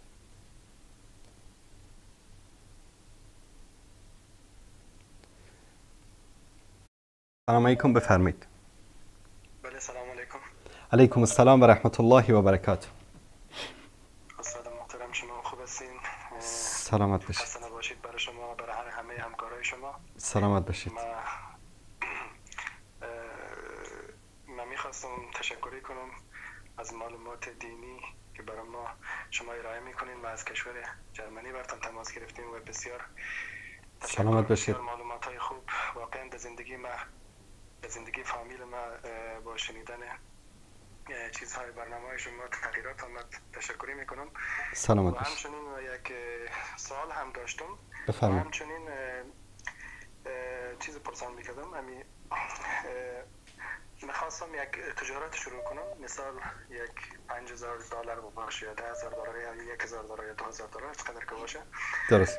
و میخواستم که وقتی در روی مثال گندم باشه یا برنج باشه، گندم نرخش پایین میاد. من میخوایم همون وقت گندم رو بخرم، باز یک 10 افغانی فی سیر یا 20 افغانی یا 50 افغانی هر چقدر قیمت شد، من میخوایم دوباره میره سودا کنم. آیا این مفادی که من میگیرم حلال میشه؟ کدام مشکل خانه داره؟ یک سالمی است. و دومش ما و یک چند همکار ما در جایی که کار میکنیم برنامه شما رو میخوایم که به صورت صوتی بشنویم و من فقط در یوتیوب هستم و یوتیوب باز هزینه بسیار زیاد میشه، هزینه اینترنت. اگر شما این برنامه‌تون اگر کدام صفحه تلگرامی اگر باشه صوتی به صورت صوتی شما نشر کنیم، هم میتونیم ما در جای کار خود هم کار خود کنیم، هم همین برنامه‌ای که شما ارائه میکنین از اون ما نفع ببریم. به نظر من زیاد سرچ کردم در تلگرام نیامد برنامه شما. خوب است، در این مورد هم انشاءالله صحبت میکنیم. تشکر از شما. زنده باشید. تشکر از شما. ببینید برادر عزیز، احتکار، آنچه که ایشان در مورد شبهه دارن احتکار است که ببینید اولا که انسان یک چیز رو میخره و با قیمتی بالاتر میفروشه. مثلا وقت درو گندم است، میرید شما گندم رو میخرید، میبرید انبار میکنید، یک ماهی 10 روزی 15 روزی که به اصطلاح حاصلات جمع شد و اینا، با یک قیمت بیشتری در بازار میفروشید. این تجارت است، این تجارت است و هیچ اشکالی نداره، چه با برنج باشه، گندم باشه، خرما باشه، هر گونه موادی که باشه میشه تجارت کرد. منتها اگر این ذخیره کردن شما سبب افزایش قیمت در بازار می شود، یا به این نیتی که من این جنس را ذخیره بکنم، انبار بکنم که در بازار نایاب شود، قیمتش بالا شود، این رو بهش میگن احتکار کردن. احتکار کردن مواد اساسی و نیاز مسلمان ها جایز نیست. کسی که گندم رو، برنج رو، خرما رو، روغن رو که اساسیات نیازهای مسلمان ها است، این رو احتکار بکنه، یعنی ببره انبار بکنه که در بازار نایاب بشه، قیمتش 2 برابر بشه، بعد ببره بفروشه، طبیعتا این احتکار است و این جایز نیست. خاصتا منع شدید در موادی است که جزء مواد اساسی زندگی مسلمان ها باشه در هر جا. اما این که انسان میره از یک مزرعه میخره، بعد میبره انبار میکنه، بعد از اون مثلا در گونیای مثلا منظم مرتب به کیلو کمتر بیشتر درست میکنه میفروشه، این تجارت است. طبعا در تجارت این نیست که انسان به اون قیمتی که میخره به اون قیمت بفروشه، این که تجارت نشد. و تجارت در همه چیز هست، در خرما، در برنج، روغن، در مواد غذایی اساسی زندگی مسلمان ها و در غیر اون. به همین دلیل هیچ اشکالی وجود نداره. دوستان عزیزی که در یوتیوب سر و کار دارن میگن که ویدیو رو گاهی اوقات نمیشه به اصطلاح از طریق چیز شنید، از طریق ویدیو خرچش زیاد است، اینترنت رو زیاد استفاده میکنه. شما اگر که دوستان اینجا نشون بدن، شما اگر وارد صفحه ندای حق بشید، مثلا صفحه اصلی است، ویدیوها، فیلم های کوتاه، زنده، پادکست ها، در اینجا وارد رادیو ندای حق بشید. در اینجا همه برنامه هایی که ما داریم رو در اینجا شما میتونید به شکل صوتی بشنوید از خود اینجا.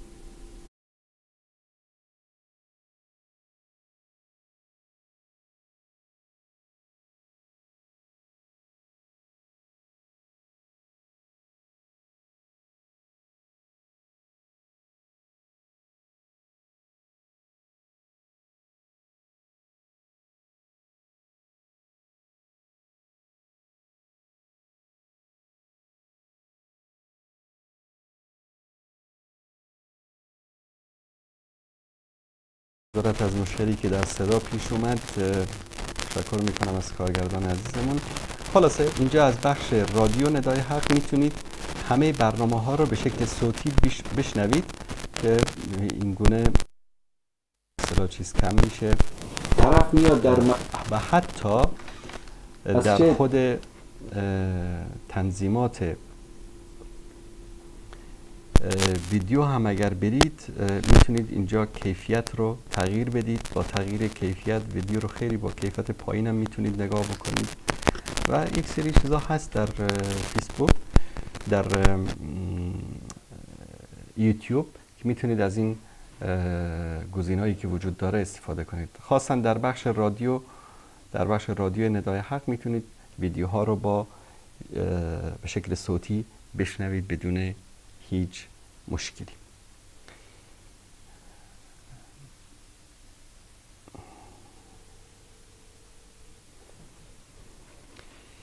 بیننده عزیزی که بارها تماس گرفتن، بله سلام علیکم، بفرمایید. و علیکم السلام و رحمت الله و برکاته. بفرمایید برادر عزیز. جناب استاد میبخشید ما که شما کدام بحث ندارم، فقط چند پیشنهادی دارم به شما.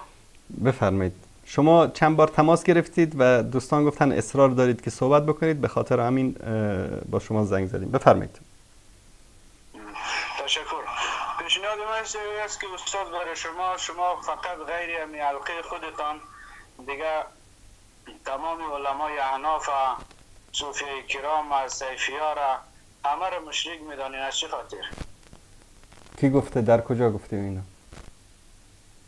به هر کلیپ شما که من میبینم صوفیه کرام شما باید بگین، علمای احناف همه را شما غیر از حلقه خودتان دیگه تمام علما را شما باید میگن. کسی که به حلقه شما نباشه اونا را شما مسلمان نمیدانید. برادر عزیز، این یک تهمتی است که شما میزنید. هرگز یک کلیپ من، یک صدای من رو بیارید که گفته باشم که صوفیا مسلمان نیستن، غیر از ما کسی دیگری مسلمان نیست. صحبت‌های من همیشه این است که ما نباید تعصب داشته باشیم. تعصب به این معنی که فکر بکنیم که هر آنچه که من، پیر من، شیخ من یا استاد من یا عالمی که من به اون اعتقاد دارم، به او باور دارم، هر چه که میگه 100% صحیح هست و اگر در مقابل کسی قال الله و قال رسولم گفت، حرف او رو باید به دیوار زد. در حالی که خود امام اعظم رحمت الله علیه میگه که هر حدیثی که به پایه صحت رسید مذهب من است.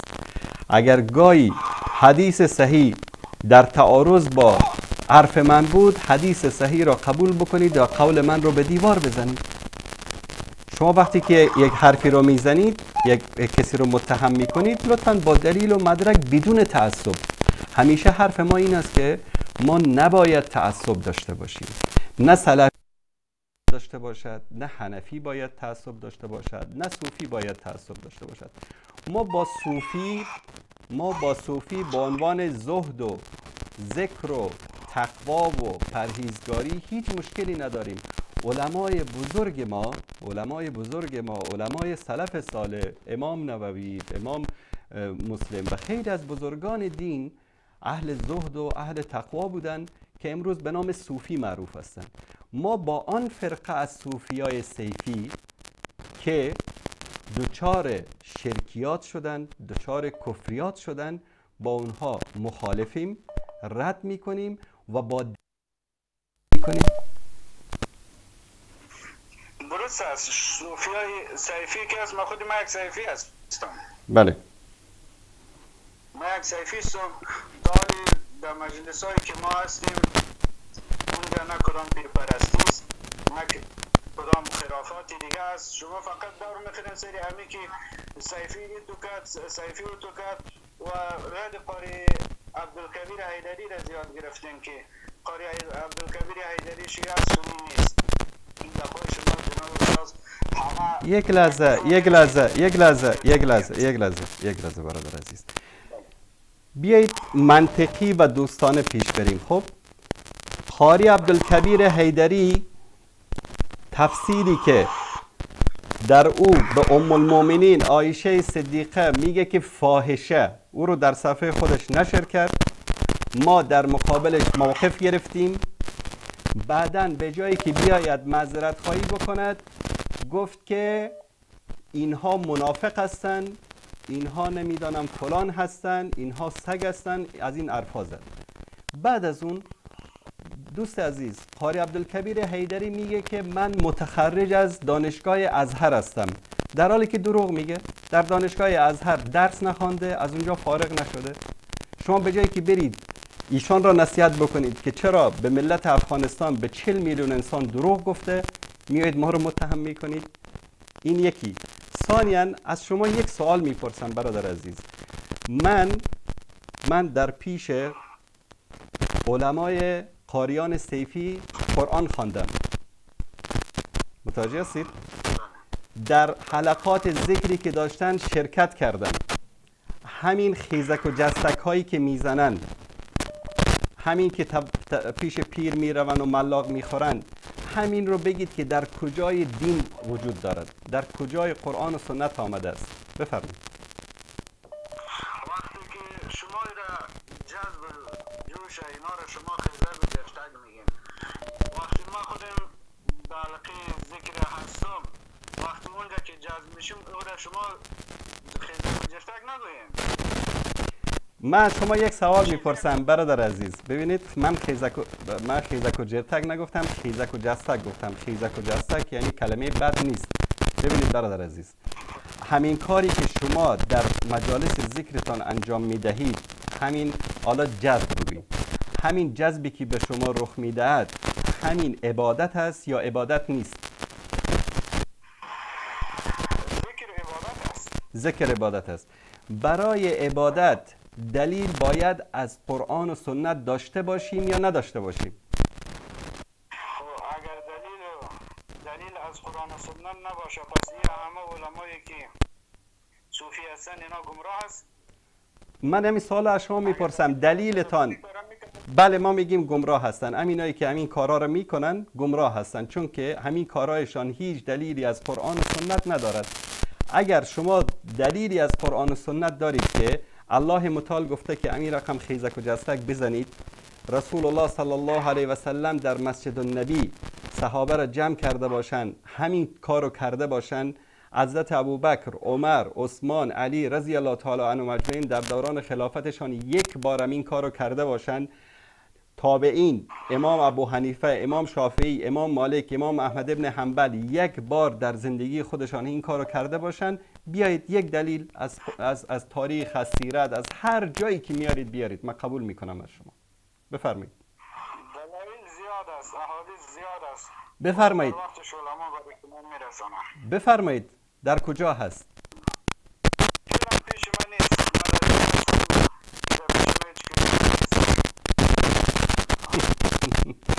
برادر عزیز این خب قطع کرد رفت شد. شما وقتی یک کاری رو نمیدانید، یک عبادتی رو که دلیلش رو از قرآن و سنت نمیدانید، چرا انجام میدید؟ ببینید نماز یک عبادت است. نماز یک عبادت است و ما این عبادت رو، امور عبادی انسان توقیفی است. یعنی چی؟ ما نمیتوانیم از پیش خود کم بکنیم یا زیاد بکنیم. به طور مثال الله سبحانه و تعالی گفته که نماز صبح رو 2 رکعت بخوانید، فرض رو. مگر نماز زیاد خواندن خوب نیست؟ شما بگو به جای 2 رکعت 4 رکعت میخوانم.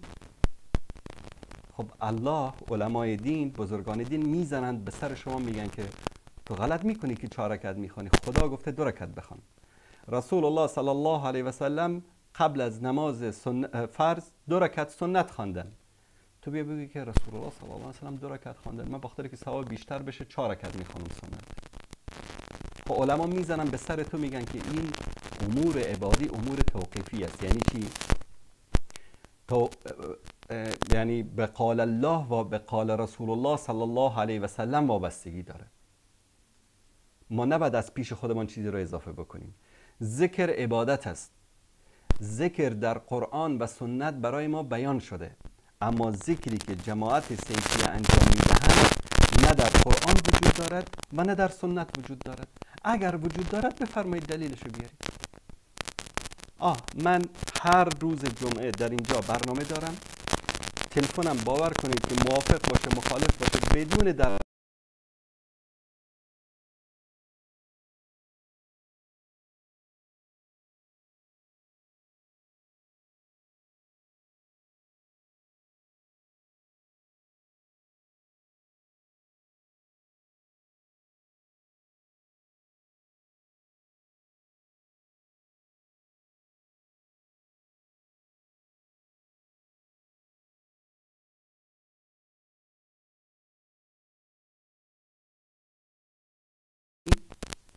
برای همه سیفیایی که میخوان از این روش غلط عبادتی که اونها انجام میدن دفاع بکنن. بسم الله. بیننده گرامی سلام علیکم، بفرمایید. سلام. سلام و رحمت الله. الو. بله بفرمایید. خسته باشید آقا. سلامت باشید. ببخشید من این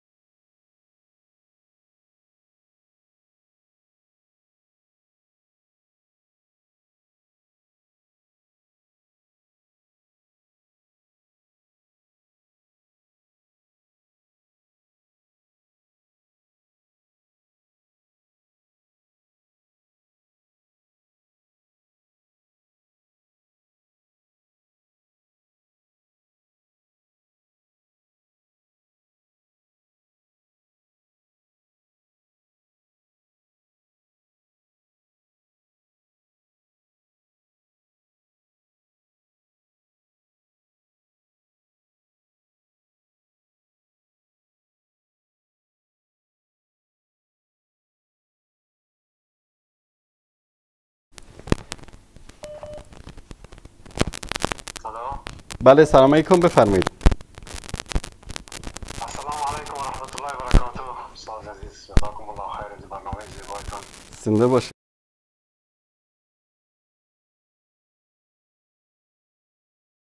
هیچ صدا نیست فعلا. الان فکر کنم که الان مشکل حل شد. دیگه کمی مشکلات فنی بود، الحمدلله حل شد. فعلا صدا هست انشاءالله. خوب شد، بسیار خوب شد. بسیار کار خوب شد. سلامت باشید برادر عزیز. بازم سلام به شما و جمله بیننده های شریف و نجیبی برنامه وزین شما. الحمدلله. سلامت باشید. الحمدلله. دیگه آمدیم سر از این که میشه روز دیگه شمشیر بازی و قمزنی صاحب روافظ از روان با شکل رقص و میوزیک و پایکوبی و بسیار دیگه به یک شکل رسواییش رسیده، با شکل مدرنش شده، با اصطلاح مدرنش دیگه. مورد اسلامی افغانستان هم دیروز بخیالم به ایرات و خود کابل چیزاش هم زیادتر چیزای مسائل رفت آمد مردم بند کرده و خصوصا سونی هایی که دعوت میکردن، سونی ها میرفتن دانه به خود بهتر استاد عزیز معلوم است. بله. که اشتراک میکردن، زهره و نوش جان میکردن. یک تعداد سونی های زیاد داریم ما. بله. اثنا عشری سنمانه میفهمن دین عقیده خدا. دیگه در ایرات هم میاره متوقف ساخته، در شهر کابل هم متوقف ساخته.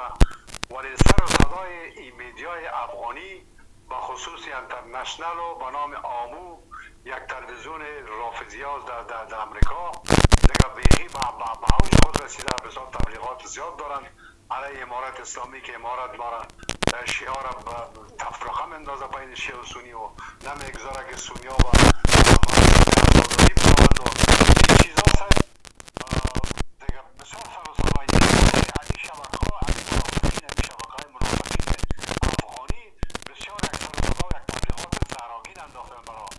ما گفتم ببین که این استاد ما برسانم استاد عزیز که این شبکه ها محرز و یک برداری میکنن از این تبلیغات خود. یعنی فعلا با سر صدا سر چیز به تلویزیون استودیو بسیار صداست، اما تو جرس صدای مام جرس و از صدای شبکام جرس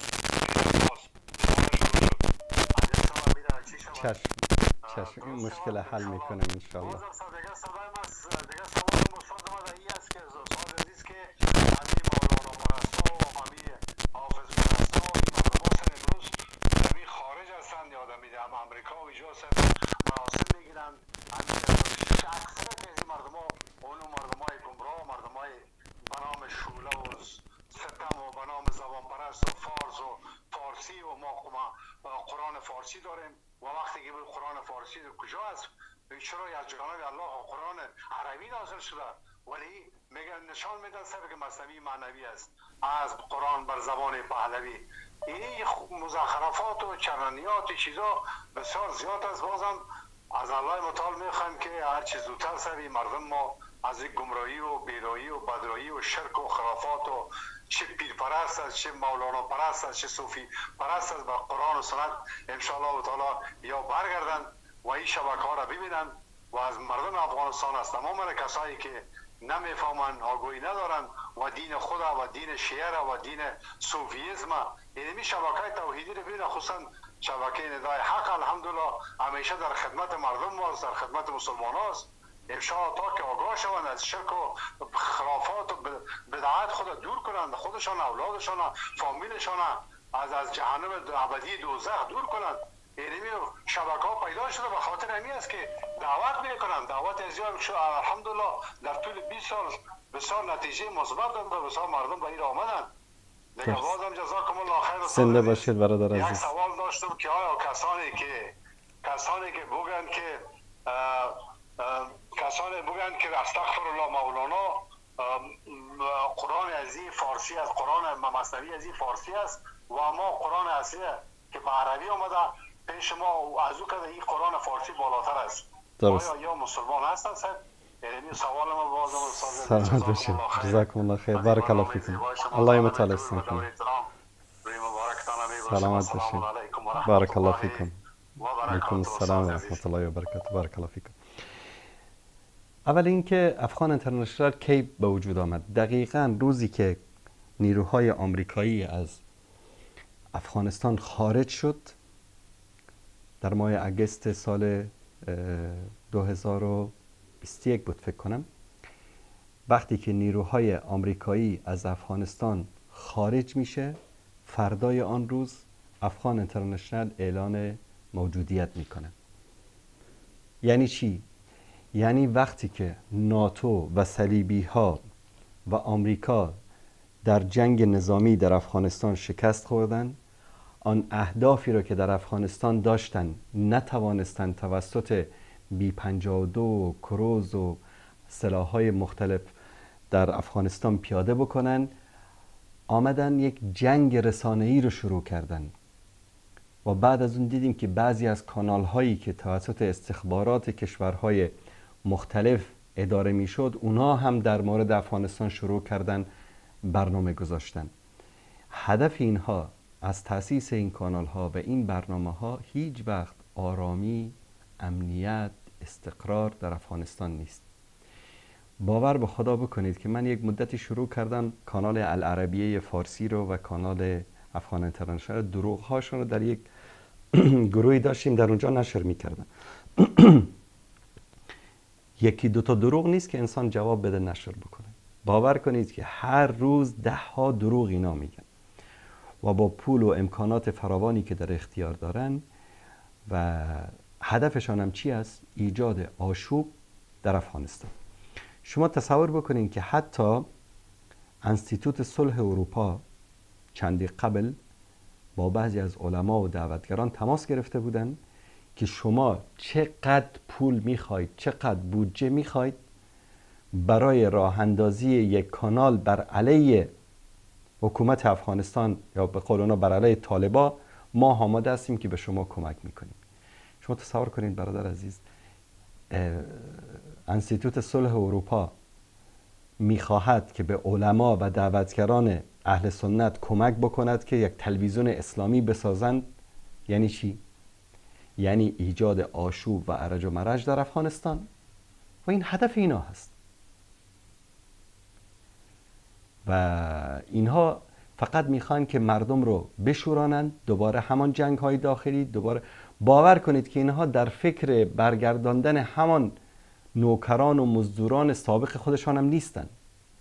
اینا فقط هدفشان این است که در افغانستان یک استقراری، یک آرامی، یک امنیتی ایجاد نشود، لا غیر، چیز دیگری نمیخوان. در مورد مولانا پرستا که میگن مثنوی معنوی مولوی هست قرآن بر زبان پهلوی و این مثنوی از قرآن هم کرده برای ما بهتر است، شکی در کفر این آدم نیست. کسی که بگوید که کتابی در روی زمین حتی بگوید که کلام رسول الله برتر از قرآن کریم است، انسان کافر می شود. اگر کسی اعتقاد داشته باشد که کلام رسول الله برتر از کلام الله هست، انسان کافر میشه. چه برسه به اینکه کسی بگه که مثنوی مولوی برتر از قرآن کریم است. در کفر انسان هیچ نباید که انسان شکی داشته باشه.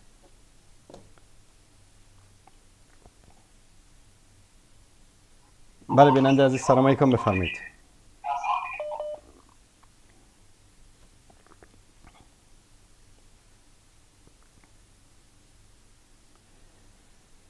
بیننده عزیز سلام علیکم، بفرمایید. سلام خدمت شما محترم، تشکر که به زنگ من جواب دادین. خواهش میکنم، بفرمایید. صدای من داری؟ بله بفرمایید. تشکر بسیار زیاد. من از شما یک سوال داشتم. بفرمایید. امی سوره نساء آیه 24 شما یک دفعه تفصیلی را برای ما بگوین. یک لحظه که من برای شما بیارم. سوره نساء بله. آیه چندم؟ آیه 24. آیه 24 سوره نساء. بله، الله سبحانه و تعالی در اینجا می‌فرماید که و زنان شوهردار نیز بر شما حرامند مگر زنانی که کنیزتان هستند و شما از راه اسارت مالک آنها شده اید. این فریضه الهی است که بر شما مقرر داشته است و غیر از اینها که گفته شده برایتان حلال است، در حالی که پاک دامنی ورزید و زناکار نباشید. با اموال خود زنان دیگر را طلب کنید، پس آن زنانی را که به ازدواج درآوردید و از آنها کام گرفتید باید مهریه‌شان را به عنوان فریضه‌ای که با آنهاست بدهید و در مورد آنچه بعد از تعیین مهریه در مورد بیش و کم آن با دیگر توافق می‌کنید گناهی بر شما نیست. بیگمان الله دانای حکیم است. تشکر محترم. اما اسلام آمد بردکی از وین بود، زنده به گور کردن از وین بود و چطور در این دین ما شما اجازه باشه که یک زن را به کنیزی ما داشته باشیم؟ ببینید دوست عزیز، کنیزی قرآن کریم کتابی است که ما میگیم 1400 سال پیش برای مردم راهنما بود، الانم برای مردم راهنما هست، 1400 سال بعد هم برای مردم راهنما هست. همه انسان ها میدانند که کنیز و برده یکی از واقعیت های جامعه زمانی بود که قرآن کریم نازل شد. درست؟ بله، یکی از واقعیت های جامعه بود. الله سبحانه و تعالی کنیز که میگه در اینجا در قرآن کریم ملک یمین، کنیز یا برده کسانی هستند که در جنگ با مسلمان ها اسیر میشوند. نکته اول این، هر زنی کنیز نیست. یعنی یک مسلمان حق ندارد که مثلا وارد واشنگتن دی سی شود و هر چه دختر آمریکایی از بگیرد بگد اینا کنیز هستند. اما یک عسکر زن آمریکایی که وقتی در جنگ با مسلمان ها در جنگ اسیر می شود، حکم این زن حکم کنیز است. همانطوری که یک مسلمانی که در جنگ با آمریکایی ها اسیر می شد، می بردنش در گوانتانامو، از کوچکترین مقومات زندگی انسانی هم در آنجا محروم بود. در آن زمان الله سبحانه و تعالی این رو بیان می کند که شما می توانید زنها رو به ازدواج در بیارید و از کنیزانتان که در اختیار شما هستند از آنها استفاده جنسی بکنید. در اینجا ببینید برادر عزیز چند نکته رو الله سبحانه و تعالی در نظر میگیرد. اولش این که در دین مبین اسلام یک کنیز و یا یک برده در قرآن کریم و احادیث رسول الله صلی الله علیه و سلم همه حقوقی را دارند که صاحب آنها دارد. مثلا رسول الله صلی الله علیه و سلم در حدیث صحیح می‌فرمایند که از لباسی که میپوشانید به برده هایتان بپوشانید، از غذایی که میخورید به برده هایتان بخورانید و مثل مسکن و رخت خوابی که استفاده میکنید برای برده هایتان هم مهیا بکنید. این قانونی که در اسلام گذاشته شد برای یک برده در هیچ دینی فرهنگی در 1400 سال پیش وجود نداشت و تا امروز هم هیچ جامعه بشری نمیتواند ادعا بکند که آن حقوقی را که 1400 سال پیش اسلام به یک برده و به یک کنیز و به یک اسیر داد در جوامع دیگر وجود داشته باشد. بعد از آن اسلام آمد این مشکل جامعه‌ای که در او کنیز بود، در او برده بود، اگر تو نمی گرفتی، اگر تو همه کنیزها و برده ها رو در هر جایی که فتح می کردی آزاد می کردی، اینها مثل حیواناتی که امروز با وجود احترام به شرافت و انسانیت آنها مثل حیوانا، مثل سگ‌های ولگردی که در کوچه ها می‌گردن صاحب ندارن، باید در کوچه ها می‌گشتن، چون کسی با آنها ازدواج نمی‌کرد، کسی با آنها سرپناه نمی‌داد، کسی از آنها استقبال نمی‌کرد. اسلام آمد اولا اون انسانیتی رو که اینها داشتند رو برای اینها بازگرداند. گفت که این برده‌ای که در اختیار تو انسانی مثل تو است، اگر ایمان می آورد اتوماتیک آزاد می شد. مثلا ما در بین تابعین خیلی از علما و بزرگانی رو داریم که از کیا بودن؟ از برده‌های آزاد شده بودن. در حدیث صحیح رسول الله صلی الله علیه وسلم می‌فرمایند که هرگاه اگر یک برده حبشی که کله او مانند کشمش باشد بر شما حکم بکند بر اساس قال الله قال رسول، یعنی رئیس جمهور شما شود، خلیفه شما شود، حاکم شما شود، از او فرمان برداری بکنید. بعد از آن اسلام آمد کفاره خیلی از گناهان رو، از قسم به ناحق خوردن، از قسم شکستن، از روزه خوردن، از نماز کوتاهیایی که در نماز هست، از خیلی از عبادت ها در حج، اینا رو کفاره این رو در درجه اول چه قرار داد؟ آزادی برده ها. مثلا قسم خوردی، قسم رو شکستی، اولین کاری که میکنی باید چه کار بکنی؟ برده آزاد بکنی. اگر برده نبود بعد از اون 10 مسکین رو طعام میدی. اولین کفاره برای همه عباداتی که در اون نقص ایجاد میشود آزاد کردن برده است. به این صورت بود که اولا برده ها در نظام اسلامی انسانیت خود را دوباره به دست آوردن.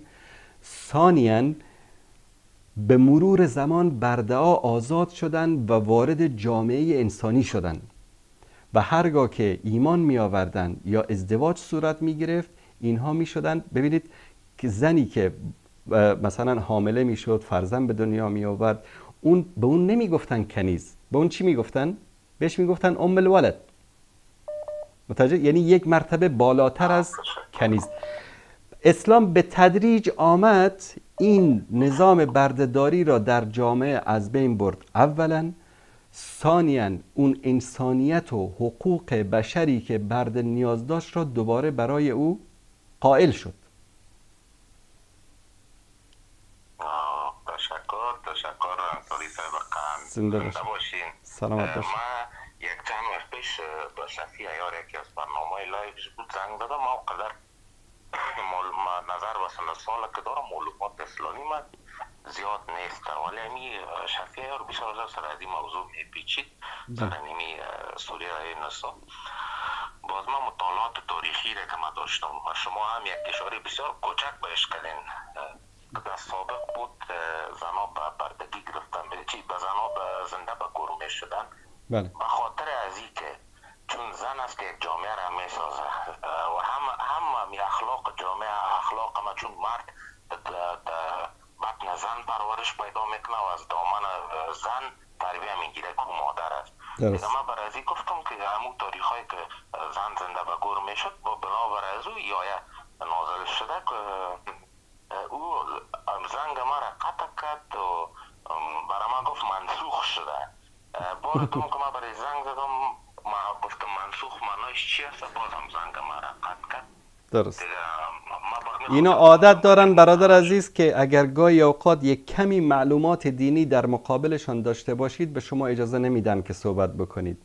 و یک نکته مهم دیگر که همیشه در بحث با اینها با کاوش و با شفیع عیار و با اینا دوستان عزیز باید در نظر داشته باشن این است که ما هیچ وقت بر اساس کلتور و فرهنگ و داشته های زمان خودمان نباید 1400 سال پیش رو قضاوت بکنیم. این یک اشتباهی است که اینها انجام میدن و خیلی از ماها متوجه نیستیم. یک مثال ساده به شما بزنم برادر عزیز. مثلا یک سری عادات و تقالیدی که در زمان پدر بزرگوار شما بود، در زمان پدر من بود، در زمان جد ما بود، پدر بزرگ ما بود، آیا برای من و شما خنده‌دار هست یا نیست؟ یعنی فاصله ما چند سال است؟ یعنی شاید 50 سال، 40 سال، 20 سال پیش حکایتش هست، نه؟ خیلی حالا میخندیم شما چه عادت‌هایی داشتید، چه تقالید عجیب و غریبی داشتید. مثلا ببینید یک سری چیزها در 1400 سال پیش جزء فرهنگ جوامع بوده است، مانند ازدواج کردن مثلا با دخترای خردسال. این جزء فرهنگ جامعه بوده است. یعنی در طول تاریخ اسلام یک باری هم نشده که یک دختری، یک زنی شکایت کرده باشد که من رو چرا خردسال بودم، مثلا 10 ساله بودم، 12 ساله بودم، به ازدواج در آوردیم. در حالی که امروز برای ما شاید این یک کار زشت باشد، چون که امروز فرهنگ جوامع تغییر کرده است. تشکر برادر عزیز. بفرمایید. بفرمایید. تشکر. سوال ما از شما است که چون ما مسلمان ها به این اعتقاد هستیم که کامل ترین کتاب قرآن عظیم شان است. بله. و من از شما نایس برادر کوچک مسلمان تان سوال ما است که در کدام آیت از قرآن عظیم شان گفته شده که زندگی کردن در دارالکفر حرام است. ما فقط از شما آدرسش میخوایم، باز ما خودم مطالعهش میکنم. همچین آیه در قرآن نداریم برادر عزیز، همچین آیه در قرآن نداریم. درست است. تشکر. یک جان که از اینکه زنگ من جواب دادین. زنده باشید. سلامت باشید. تشکر شما. سلامت باشید. سلامت باشید. تشکر از شما. البته ما یک برنامه‌ای داشتیم در مورد زندگی در غرب. شما اگر در صفحه یوتیوب ما برید در بخش برنامه‌های زنده، حدود 2 هفته قبل بود کارگردان عزیز که برنامه داشتیم، بعد 1 هفته قبل بود برنامه‌ای داشتیم در مورد زندگی و گرفتن تابعیت در غرب. یکی از علمای بزرگوار افغانی از کانادا و یکی از علمای اهل سنت ایران از آلمان در برنامه بودن. حتما اون برنامه رو ببینید، جواب خیلی از سوالات شما در اون برنامه هست انشاءالله. زنده و سلامت باشید. سلام علیکم. بفرمایید. بفرمایید بیننده عزیز. بله بفرمایید. السلام علیکم و رحمت الله. علیکم السلام و رحمت الله و برکاته. من خواستم با جناب انصاری صحبت کنم. دارید با من صحبت میکنید؟ بفرمایید سوالتون رو مطرح کنید. آقای انصاری، یک سوالی بود که در باره حج رفتم. من خود از روسیه به شما زنگ میزنم. بله. من از طرف فیرمه که کار میکنم و همین طرف فیرمه ما را حج روی میکنم. خب من همون فیرمه بوده که مثال آدمایی که فیرمه در رئیسان مثال کار میکنم ما را روی میکنم. من گفتم که من قرض دارم. درست. قرض دارم. اگر که مثال من روم قاید که آدمایی که من همونها قرض دارم، مثال من گناهگار نمیشم برای در وقتی که روم و یا که نه، مادامی که شما رو همان شرکتی یا فرمایی که در اونجا کار میکنید شما را میفرستد و شما از پول خودتان خرج نمی کنید، هیچ اشکالی ندارد. حجتان یا عمره‌ای که میفرستن شما رو انشاءالله الله سبحانه و تعالی قبول بکند. اما اگر انسانی قرضدار است، اولاتر این است که قرضش را بپردازد و بعد از اون که قرضش را پرداخت با پول خودش حج برود. اما اگر کسی دیگری شما را به عنوان تکریم، به عنوان جایزه، به عنوان یک تشویق میفرستد، هیچ اشکالی ندارد. الله مهربان شما راضی باشد حضرت. یک سوال دیگر داشتم با بفرمایید. سوال همین که درباره اویلتداری، درباره مثال سوال کمتر خیلی کمتر ممکن که ناجا باشد، نه که اینجا من فکر میکنم باید هر یک مسلمان، هر یک آدمی که زن دارد، زنی مسلمان دارد، خودش مسلمان است، باید که این سوال جوابش بدونه. بله. درباره خواب و خیز مثال در یک وقتای من شما را تماشا میکردم، در ویسار حق شما برنامه داشتین، یک کس سوال داده بود که درباره بوسیدن شرمگاه زن یا که مثال بوسیدن و لسیدن، همین خیلی سوال ها بود. انا همان حضرت نامش از خاطرم برای ریشش سفید مولانا عبدالقدوس دهقان. بله بله، همان انسان جواب شد دادن که ممکن زن مرحله زری شماست، شما چی خیلی میخواهید مثال با زن خودتان خواب و خیز یا رفتار کنید. بله. مگر از یک حالت، دو حالتی که حرام است، از قفا درست. و از در حالتی حیض بودم. بله. همین دو حالت مثال این درست است؟ میخواستم فهمم. ببینید این یعنی حرف که جناب مولانا زدن در اونجا حرف یک نظر فقهی است و حرف منطقی است. حرفی که جناب مولانا زدن در اونجا حرف منطقی است و برای منع کردن یک عملی در دین ما باید دلیل صریح از قرآن و سنت داشته باشیم. مثلا میگیم دزدی حرام است، درست؟ برای حرام بودنش دلیل از قرآن داریم. میگیم زنا حرام است، برای حرام بودنش دلیل از قرآن داریم. اما وقتی که دلیل از قرآن و سنت صریح و بین نباشد در حرام بودن یک چیز، متوجه هستید؟ در اینجا علما میان چیکار میکنن؟ اجتهاد میکنن و این اجتهاد جناب مولانا عبدالقدوس دهقان بوده که این کار اشکالی ندارد و بعضی از علمای دیگر اجتهادشان این است که نه، جایز نیست.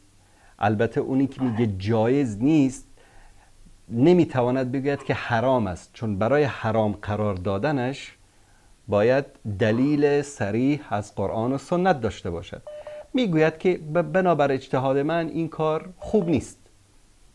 اما جناب مولانا، ببینید حرف جناب مولانا یک کمی سوء استفاده شده از این حرف، این که به اصطلاح حلال قرار ندادند این چیز رو که به عنوان یک چیز شرعی و جایز باشد. گفتن که در این مورد هیچ منع شرعی وجود ندارد مادامی که مسائل نظافت در نظر گرفته شود، مادامی که توافق طرفین باشد، یعنی تا یک حد وسطش، تا یک حد اعتدالش، نه اینکه از حد بگذرن تشابه به کفار باشد. یا بعضی از مردهایی هستن که مجبور بکنن همسرانشان رو، چون بعضی از موارد مثلا بعضی از خواهران سوال کرده بودن که شوهرشون مجبورشان میکنه به این چیز و این درست نیست. اجبار کردن در این مسائل، طرف شاید چندشش بیاد، دلش نمیخواد، نباید مجبور بکنه، فکر بکنه که یک مطلب به اصطلاح چی است، یک حق شوهر است، یکی از اصول زناشویی است. نه، این چیز نیست و باید این بر اساس رضایت طرف باشه، نه که اجباری در او صورت بگیره که جزئی از اصول زناشویی است. خب یک سوال دیگر، من با برنامه شما را بسیار گوش میکنم وقتایی که بله وقتایی که خدا رحمتشان کند. ما از تاجیکستان مکه لهجه گپ زنیم، ما کمتر به شما ممکن که دیگر توبت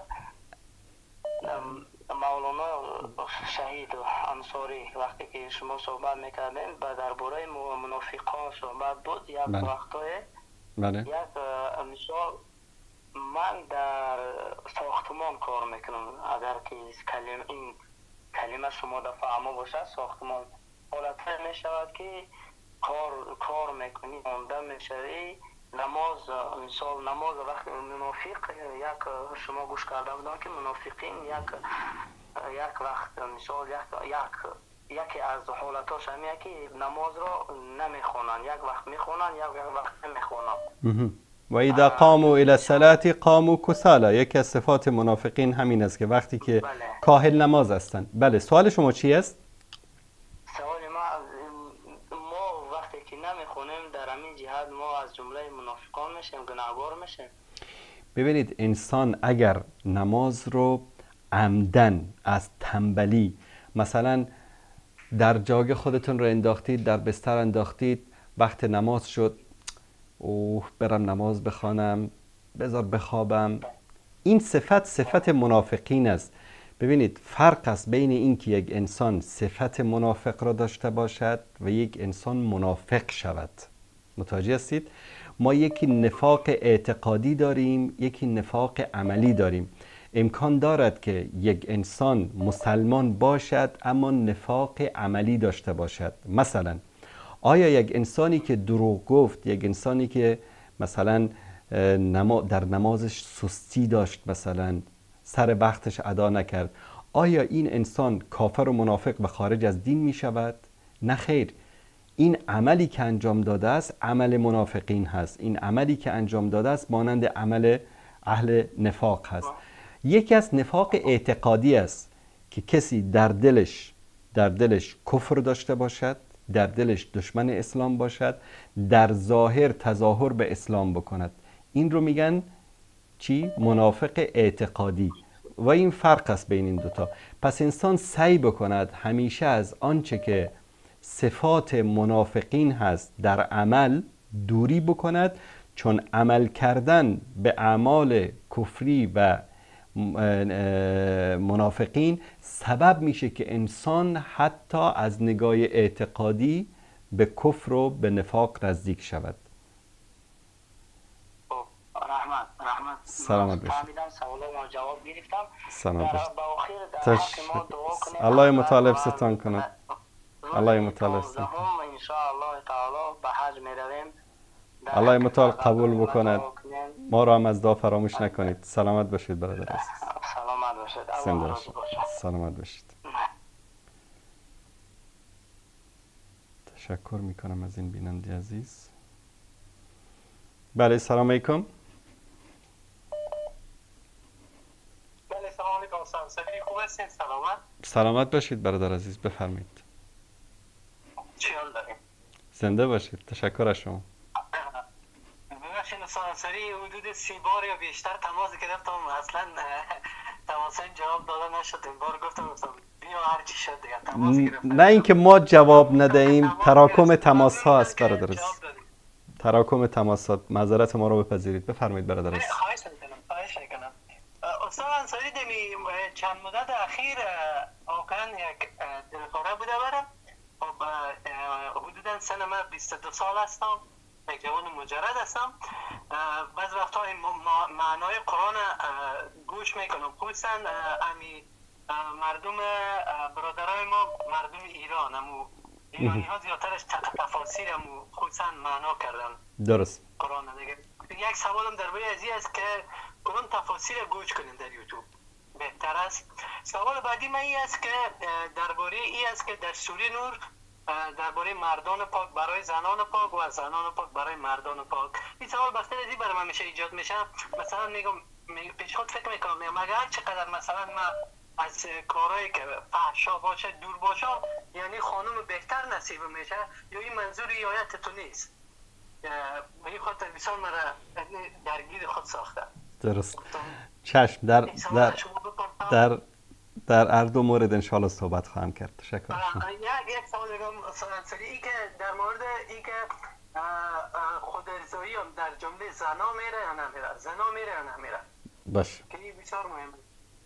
یا مثلا چیزی است که انسان مثل حالت زنا هست، مثلا که یک نفر ازدواج کنه برش اما حقوق پیش میه یا نه خیر، یک چیزی است که دیگه چگونه بیانش کنم خودتون دیگه متوجه شدم. سوال من رو درک کرده باشین. ممنونتان. زنده باشید. سلامت باشید. خدا نگهدار شما. در مورد شنیدن تفاسیر شیعیان هرگز درست نیست. هیچ جوان سنی نباید تفاسیر شیعیان را بشنود. گاهی اوقات شاید یک برادری بگه چرا من یک انسان عاقل هستم، بالغ هستم، میتوانم تشخیص بدم، از شیعه را میشنوم، از سنی را میشنوم.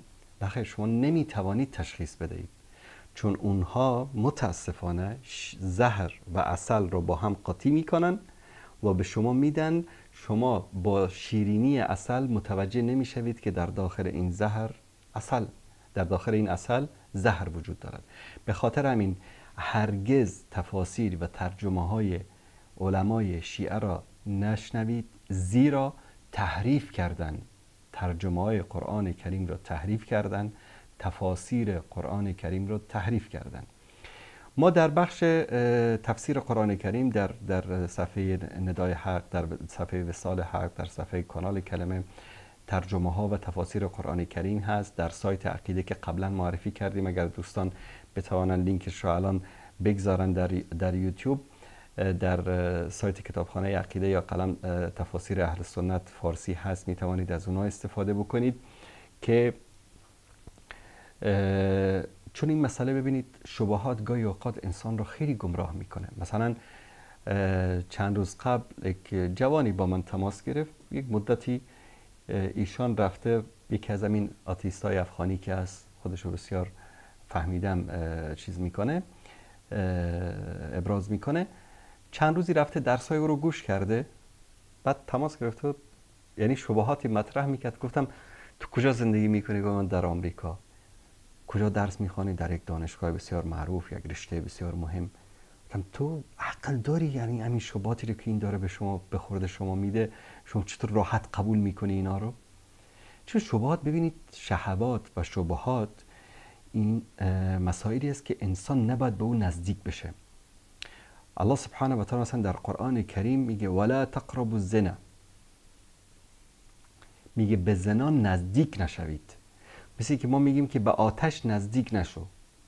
یک نفری بگه که بابا دست من مقاومت داره در مقابل آتش. آتش که نزدیک شدی دستت میسوزه. الله متعال میگه که به زنا نزدیک نشوید. چرا؟ چون وقتی نزدیک شدی به زنا، امکان داره که در زنا گرفتار بشی، چون انسان در مقابل شبهات، در مقابل شهوات ضعیف است. به خاطر همین بعضی عبادت ها را الله سبحانه و تعالی میگه نزدیکش هم نشوید. بعضی از عبادت ها را در قرآن کریم میگه انجام ندهید. مثلا میگه انما الخمر والمیسر والانصاب والرجس فاجتنبوه، از او دوری بکنید. چرا در مورد زنا میگه که نزدیک نشوید؟ چون وقتی که نزدیک شدی به زنا، امکان گرفتار شدن در گناه زنا بالا هست، چون امکانش زیاد است. به خاطر این الله میگه اصلا نزدیک نشوید. نزدیک نشوید یعنی چی؟ یعنی غض البصر بکنید، به طرف زنها نگاه نکنید، در جاهایی که مثلا در اونجا جای شبهه است مثلا در اونجا نروید. مقدمات زنا رو هم شما از او دوری بکنید. مثلا یکی از علما میگفت که نگاه کردن، خندیدن، سلام دادن، اپایمنت گرفتن، دیدار کردن، بعد از اونم زنا کردن، همه از چی شروع میشه؟ از یک نگاه شروع میشه. نظرتون فبسمة فسلام فکلام فموعد فلقا. زنا از چی شروع میشه؟ از یک نگاه کردن شروع میشه، بعد منتهی به زنا میشه. هیچ انسانی نمیاد همینطور مستقیم بیاد از کوچه وارد جایی بشه بره زنا بکنه، نه، از نگاه کردن شروع میشه، از سلام دادن، از یک خندیدن. به خاطر همین الله سبحانه و تعالی میگه به هیچ کدام از اینا نزدیک نشوید. چرا میگه که وقل للمؤمنین یغضوا من ابصارهم؟ به مؤمنین بگو که چشمان خودشان را از نگاه به نامحرم بپوشانند، چون این نگاه کردن شروع زنا کردن است، شروعش از یک نگاه کردن است. به خاطر همین میگه نزدیک نشوید. به همین دلیل ما باید سعی و تلاش ما این باشه که اعمالی که ما رو به طرف فحشا، به طرف گمراهی میکشانه و علم ما، وجود ما، احساس ما، شخصیت ما در اون مقابل این ضعیف هست، به خاطر همین ما نزدیک نشویم. شبهات، زود انسان شبهات رو میپذیره. الان به مجرد اینکه یک نفری به شما یک شبهه‌ای وارد بکنه، زود در شک میافتید و این شک که شما تبدیل به یقین بشه. یکی مثل من باید 2 ساعت با شما صحبت بکنه، اما شما در ظرف 1 دقیقه این شبهه رو قبول میکنی. در ظرف 1 دقیقه شما شک برات ایجاد میشه و برای دور کردن این شک یک کسی باید بیاد 2 ساعت 3 ساعت، شاید هم روزها، شاید ماها زحمت بکشه. در حالی که اون شبهه برای یک انسان عالم، برای یک انسانی که از دینش آگاه باشه، هیچ ارزشی نداره. به طور مثال اومده بود گفته بود که شما خدا رو ثابت بکنید. خود چیزی که با حواس ثابت نشه وجود نداره. خب خیلی راحت است. تو عقلتو با حواست ثابت بکن، علمتو با حواست ثابت بکن، عشق و محبتت رو با حواست ثابت بکن. در اونجا چی میگن؟ نه، آثار عشق و محبت و عقل و علم و دانش رو ما میبینیم، پس ما هم آثار خداوند رو میبینیم. بعد از اون چی میاد میگه که نه، در زمانی که فیزیک کلاسیک، نه در زمان فیزیک نمیدونم کانتومی و فلان و این چیزا، در اون زمان این بوده، فلان بوده، این شده، اون شده. خب یکی بهش بگه که خب گوساله، تو که خدا رو انکار میکنی، ندیدی، همین فیزیکی رو که تو ادعا میکنی قبل از تو رخ داده، قبل از بشر رخ داده، همین رو تو دیدی؟ فیلمش رو نشونت دادن؟ لمسش کردی؟ همه اینها نظریات علمی است که اومدن گفتن که امکان داره که همچین اتفاقی مثلا 1 میلیارد سال پیش افتاده باشه که سبب به وجود آمدن کائنات شده. بیا همین رو ثابت کن برای من. تو که خدا رو میگی ثابت بکن، تو همین رو بیا برای من ثابت بکن، با دلیل و مدرک برای من ثابت بکن. هیچ دلیل و مدرکی ندارن. پس نباید که انسان وارد این بحث ها بشه که شبهات ایجاد بشه. به خاطر همین گوشزد ما این است که نشنوید تفاسیر اونها رو، نخوانید تفاسیرشون رو، الا بعد از این که تفاسیر اهل سنت رو بخوانید و بشنوید، بعد از اون میتونید که تفاسیر اونها رو مطالعه بکنید، برای اینکه علم داشته باشید، آگاهی داشته باشید. سوالش این بود که الله متعال میگه که الطیبون للطیبات و الطیبات للطیبون، آیا انسان هر اندازه که تقوای بیشتر داشته باشه الله سبحانه و تعالی برای او زن پاکیزه نصیب میکنه؟ نه خیر برادر عزیز، الله سبحانه و تعالی از آسمان با یک ریسمانی، با یک آسانسوری برای شما زن پاکیزه نمیفرسته. شما بر اساس تقوای خودتان زن متقی و پرهیزگار انتخاب میکنید. در دنیا هیچ چیزی از آسمان همینطوری بدون اسباب برای شما فرستاده نمیشه، نه رزق، نه زن خوب، نه هیچ چیزی. لیس للانسان الا ما سعی، نیست برای انسان مگر آنچه که برای او سعی و تلاش بکند. چطور با تقوای خودتان شما زن متقی و پرهیزگار میگیرید، زن خوب میگیرید؟ شما وقتی که آدم خوب شدید، شما به مرتبه تقوا میرسید. عبادت هایی که ما انجام میدهیم برای رساندن ما به مرتبه تقواست. کتب علیکم الصیام کما کتب علی الذین من قبلکم لعلکم تتقون. روزه میگیرید، برای شما فرض شده است روزه به خاطر که شما به مرحله تقوا برسید. هدف از نماز، حج، روزه، زکات، صدقه، همه این عبادت هایی که ذکر، همه اینایی که انجام میدیم برای این است که ما به مرتبه تقوا برسیم. مرتبه تقوا چی است؟ مرتبه تقوا این است که انسان قل ان صلاتی و نسکی و محیای و مماتی لله رب العالمین، بگو که روزه من، نماز من، زکات من، زندگی من، مرگ من، همه چیز من برای الله است. این مرتبه تقواست که انسان میرسه. مرتبه تقوا این که ان تعبد الله کانک تراه، انسان رو، الله رو طوری عبادت بکنی توی انسان مانندی که الله رو داری میبینی. اگر این تصور رو برای خودت نمیتونی ایجاد بکنی که تو الله رو داری میبینی، یقین داشته باش که الله تو رو داره میبینه. این تقواست. به مرتبه تقوا که رسیدی از دستورات الله و رسول پیروی میکنی. رسول الله صلی الله علیه و سلم میفرمایند که مردم به خاطر زیبایی، به خاطر اصل و نسب، به خاطر پول، به خاطر چیزهای مختلف با زنها ازدواج میکنن. فاظفر بذات دین تربت یدک، تو زن دیندار بگیر اگر میخوایی سعادتمند و موفق شوی. وقتی که زن دیندار گرفتی، انتخاب با توست. دو تا دختری هست که یکیش دیندار است، یکیش بیدین است. تو به خاطر زیبایی میری زن بیدین رو انتخاب میکنی، بعد بگو که نه چون من انسان متقی و پرهیزگار هستم اینم میاد پیش من اتوماتیک ورژنش عوض میشه. نه، اینطوری امکان نداره. شما باید زن دیندار انتخاب بکنی تا همون قول الله سبحانه و تعالی مصداق پیدا بکنه که زنهای پاکیزه برای مردهای پاکیزه هستند و زنان پاکیزه برای مردهای پاکیزه. پس همیشه شرط اساسی رو در ازدواج انسان چه قرار بده؟ دینداری قرار بده.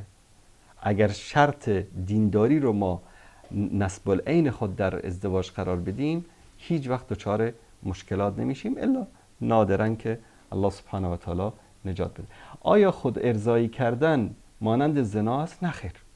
زنا یک گناهی کبیره است که برای او احکامی در دین، اگر که به اصطلاح مجرد باشه شلاق زده میشه، اگر که متأهل باشه سنگسار میشه. این یک گناهی است که در شریعت برای او احکامی نازل شده و بیان شده. اما برای خود ارضایی علما اکثرا به این عقیده هستن که این یک گناه هست. بعضی از علما حتی فتوا دادن که در هنگام ضرورت، یعنی انسان به حدی شهوت بر او فشار بیاره که میخواد مرتکب زنا بشه، در اون صورت گفتن که خود ارضایی کردن بهتر از زنا کردن است. اما خود ارضایی کردن یک گناه هست، یک گناهی که کسی که مرتکب میشه کافی است که توبه بکنه، دیگه انجام نده، صدقه بده، خیرات بده و توبه بکنه. اما مثل زنا نیست. خب لحظات پایانی برنامه هست، این تماس رو هم میگیریم. اویس برادر عزیز بفرمایید. سلام و رحمت الله از سوری محبوب دلها. سلامت باشید برادر عزیز، زنده باشید، الله متعال حفظتون کنه. سلامت باشید. یک سوال بفرمایید. سوال عمیق است که بله، اما انسانی که مسلمان است، انسانی که مسلمان است، بله، میگه که برآمده زبان مردم میگه که اول من تاجیکم بعدا مسلمانم. آیا این زیبنده است؟ این یک سوال. خب لطفا همین را شما جواب میدادید. خب باش. چشم. سوال دیگری هم دارید؟ سلامت باشید. نه حاضر هستم. همین را که برای وقتی بینندگان را نگیره. سلامت باشید، تشکر از شما. سلامت باشید شما.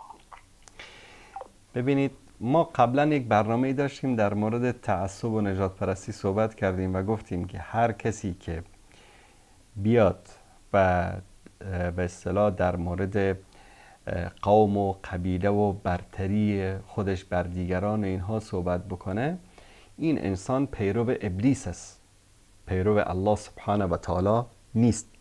چون که این اسمهایی رو که امروز برای ما درست کردن، مثلا من شدم ایرانی، افغانی، تاجیک، شما شدید مثلا ازبکستانی، اون شده تاجیکستانی، این شده مثلا آمریکایی، این شده چینی، این شده عربستانی، این شده ترکیه‌ای. اینها همه اینها 100 سال پیش اتفاق افتاده.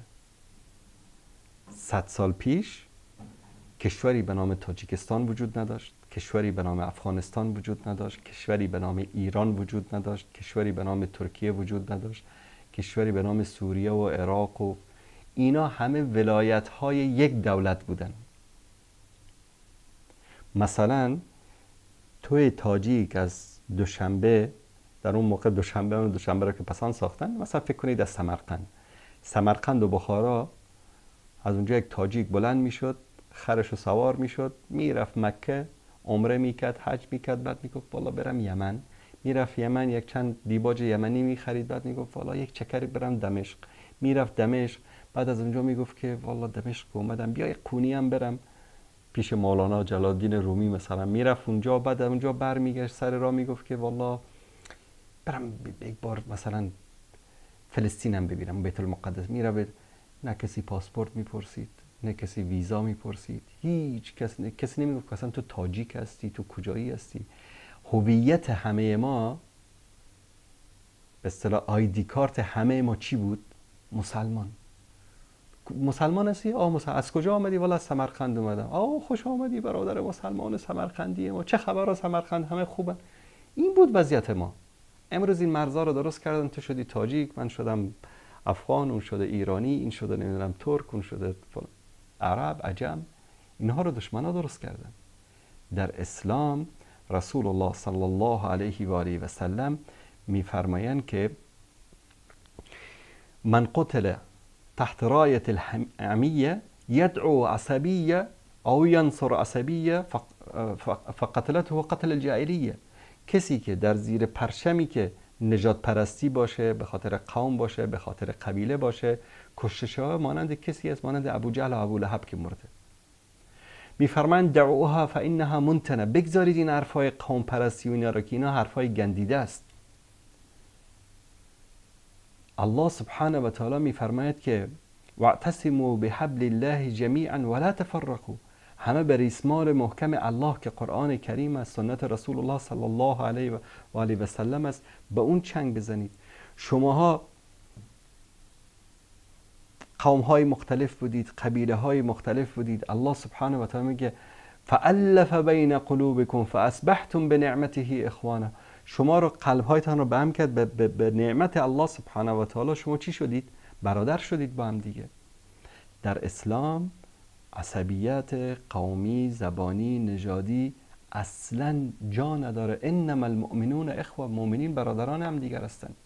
و کسانی که بیان به این چیزا دامن بزنن که من اول تاجیکم بعد از اون مسلمانم، این حرف کفری است.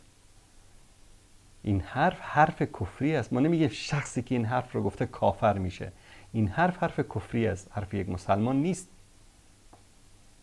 نباید یک مسلمان این گونه باشه. من اول تاجیک. خب پدرت هم تاجیک بوده، پدر کلانت هم تاجیک بوده، پدر کلانت شهروند کدام کشور بوده؟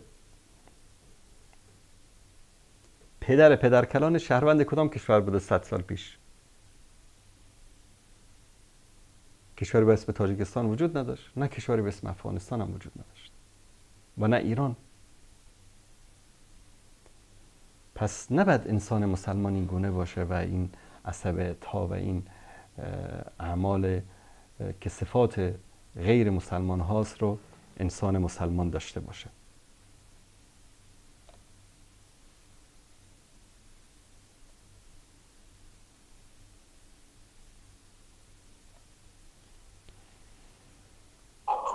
بیننده عزیز سلام علیکم، بفرمایید. سلام علیکم. علیکم السلام و رحمت الله و برکاته. ان شاء الله بفرمایید. خیلی کوتاه مختصر برنامه به پایان رسیده، بفرمایید برادر عزیز. سلامت باشید. نه اگر وقت نداشته باشید ان شاء الله دیگر وقت صحبت نکنیم، ان شاء الله وقت شما رو نگیرم. بفرمایید اگر سوال کوتاه مختصر دارید بفرمایید. در یک موضوع خواستم صحبت بکنم. اون موضوع خیلی مهم است. نو در باب عقیده است. بله بفرمایید. بعض نفرها گفتن که مقصد شما تمام شیعه را مسلمان میدونید. برای همین بود میخواستم همراهتون صحبت بکنم. حضرت بفرمایید، صحبت کنید، بفرمایید.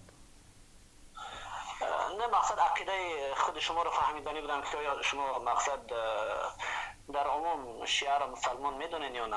بله، عموم شیعه رو مسلمان میدانیم، عموم شیعه رو مسلمان میدانیم. این رای شیخ بن باز رحمت الله علیه است، رای علمای بزرگ امت اسلامی است. عموم شیعیانی که شرکیات انجام نمیدهند، عموم شیعیانی که از عقاید فاسد علما و مراجعشان خبر ندارند، میگویند ما مسلمانیم، قرآن را قبول دارن، نماز میخوانن، حج میروند، ارکان اسلام رو به جای میآورن، به یگانگی الله سبحانه و تعالی شهادت میدند. شما رو به خدا برادر عزیز ما باید بگیم اینا کافرن؟ این چه عقل منطقی است؟ نه، شما درست گفتین حضرت. مثلا اگر اینجوری که باشد، مثلا وقتی که منم اگر که خودم رو نسبت به شیعه بودم و این کارا رو که انجام ندهم، منم که الحمدلله که هیچ کس حق نداره که منم تکفیر بکند. حرف من این بود، اما مقصد این بر همین چیز باشد حضرت. بله من اگر زندگی نمی کردم در بین شیعیان، هرگز این حرف رو نمی زدم. الان مثلا به طور مثال استاد سید مصطفی حسین طباطبایی یکی از موحدین شیعه در ایران هست، نمیگه من سنی هستم و میگه من شیعه هستم.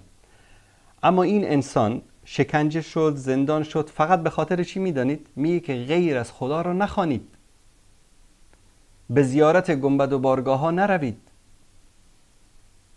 شما بگه که نه الا بالله تو کافر هستی؟ خب این منطق نیست. و ما یک لحظه، و ما در بین اهل سنت ما، در همین تاجیکستان ما، در همین افغانستان ما، از همین سنیای حنفی خود ما، مگر هزاران نفر رو نداریم که سر قبر میرن، سر قبر طواف میکنن، یا علی میگن، یا شاه نمیدونم دو شمشیره میگن، یا غوث اعظم میگن، از غیر الله میخوانن. بعد ما بگیم که همه اینا مؤمن هستن و اون شیعه موحدی که الله رو به یگانگی میپرسته بگیم نه اون کافر است؟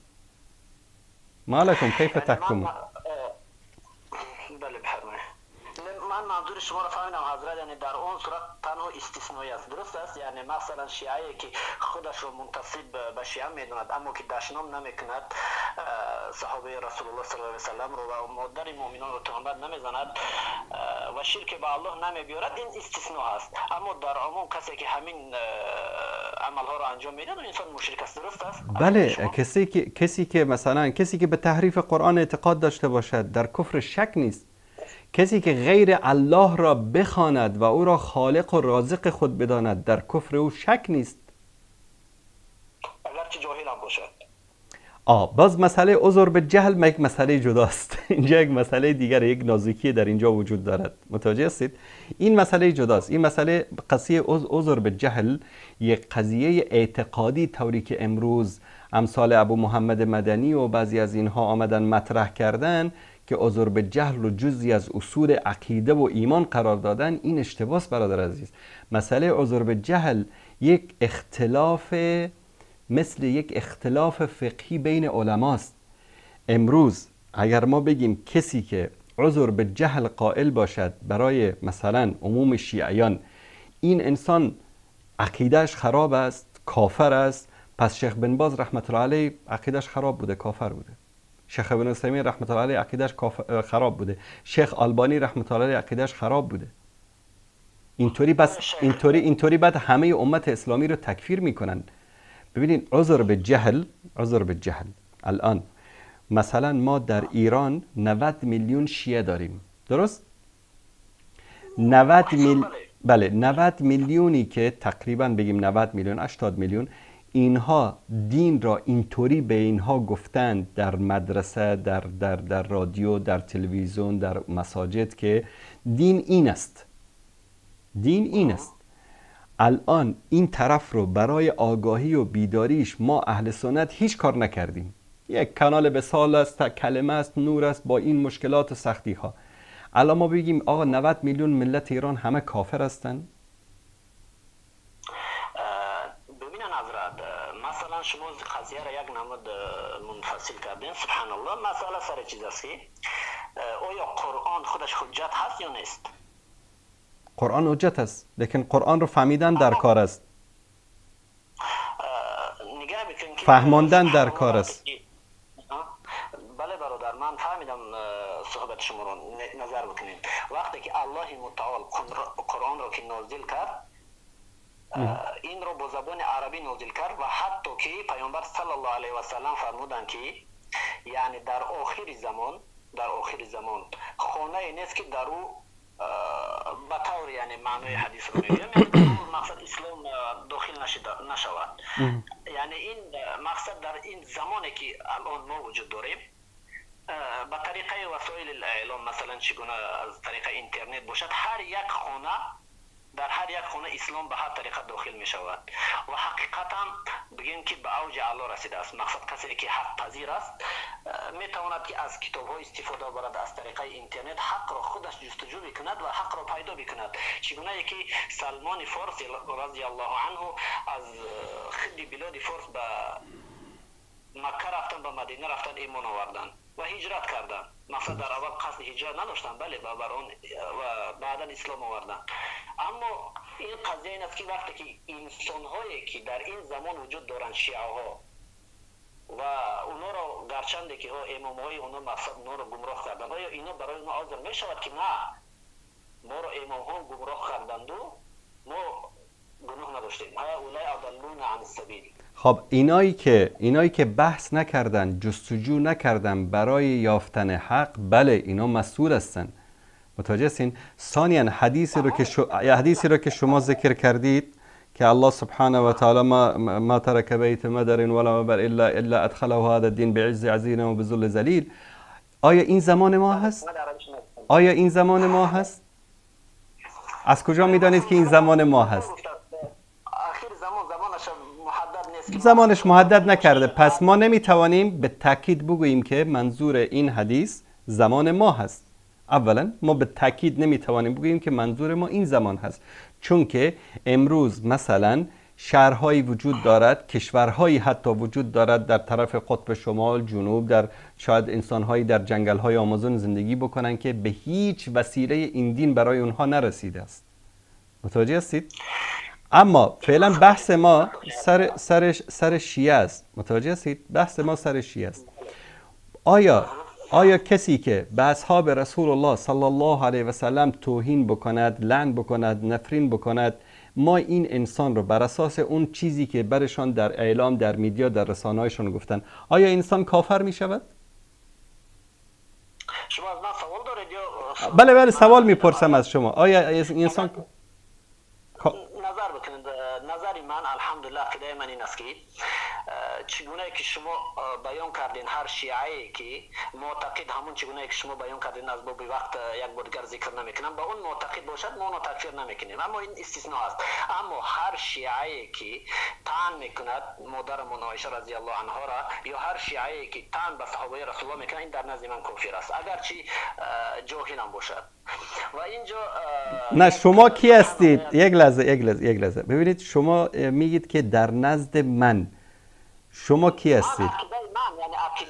نه ببینید، ما عقیده ایمان را برادر عزیز، ما عقیده ایمان را از فهم سلف صالح از قرآن و سنت میگیریم، نه اینکه بگم به نظر من.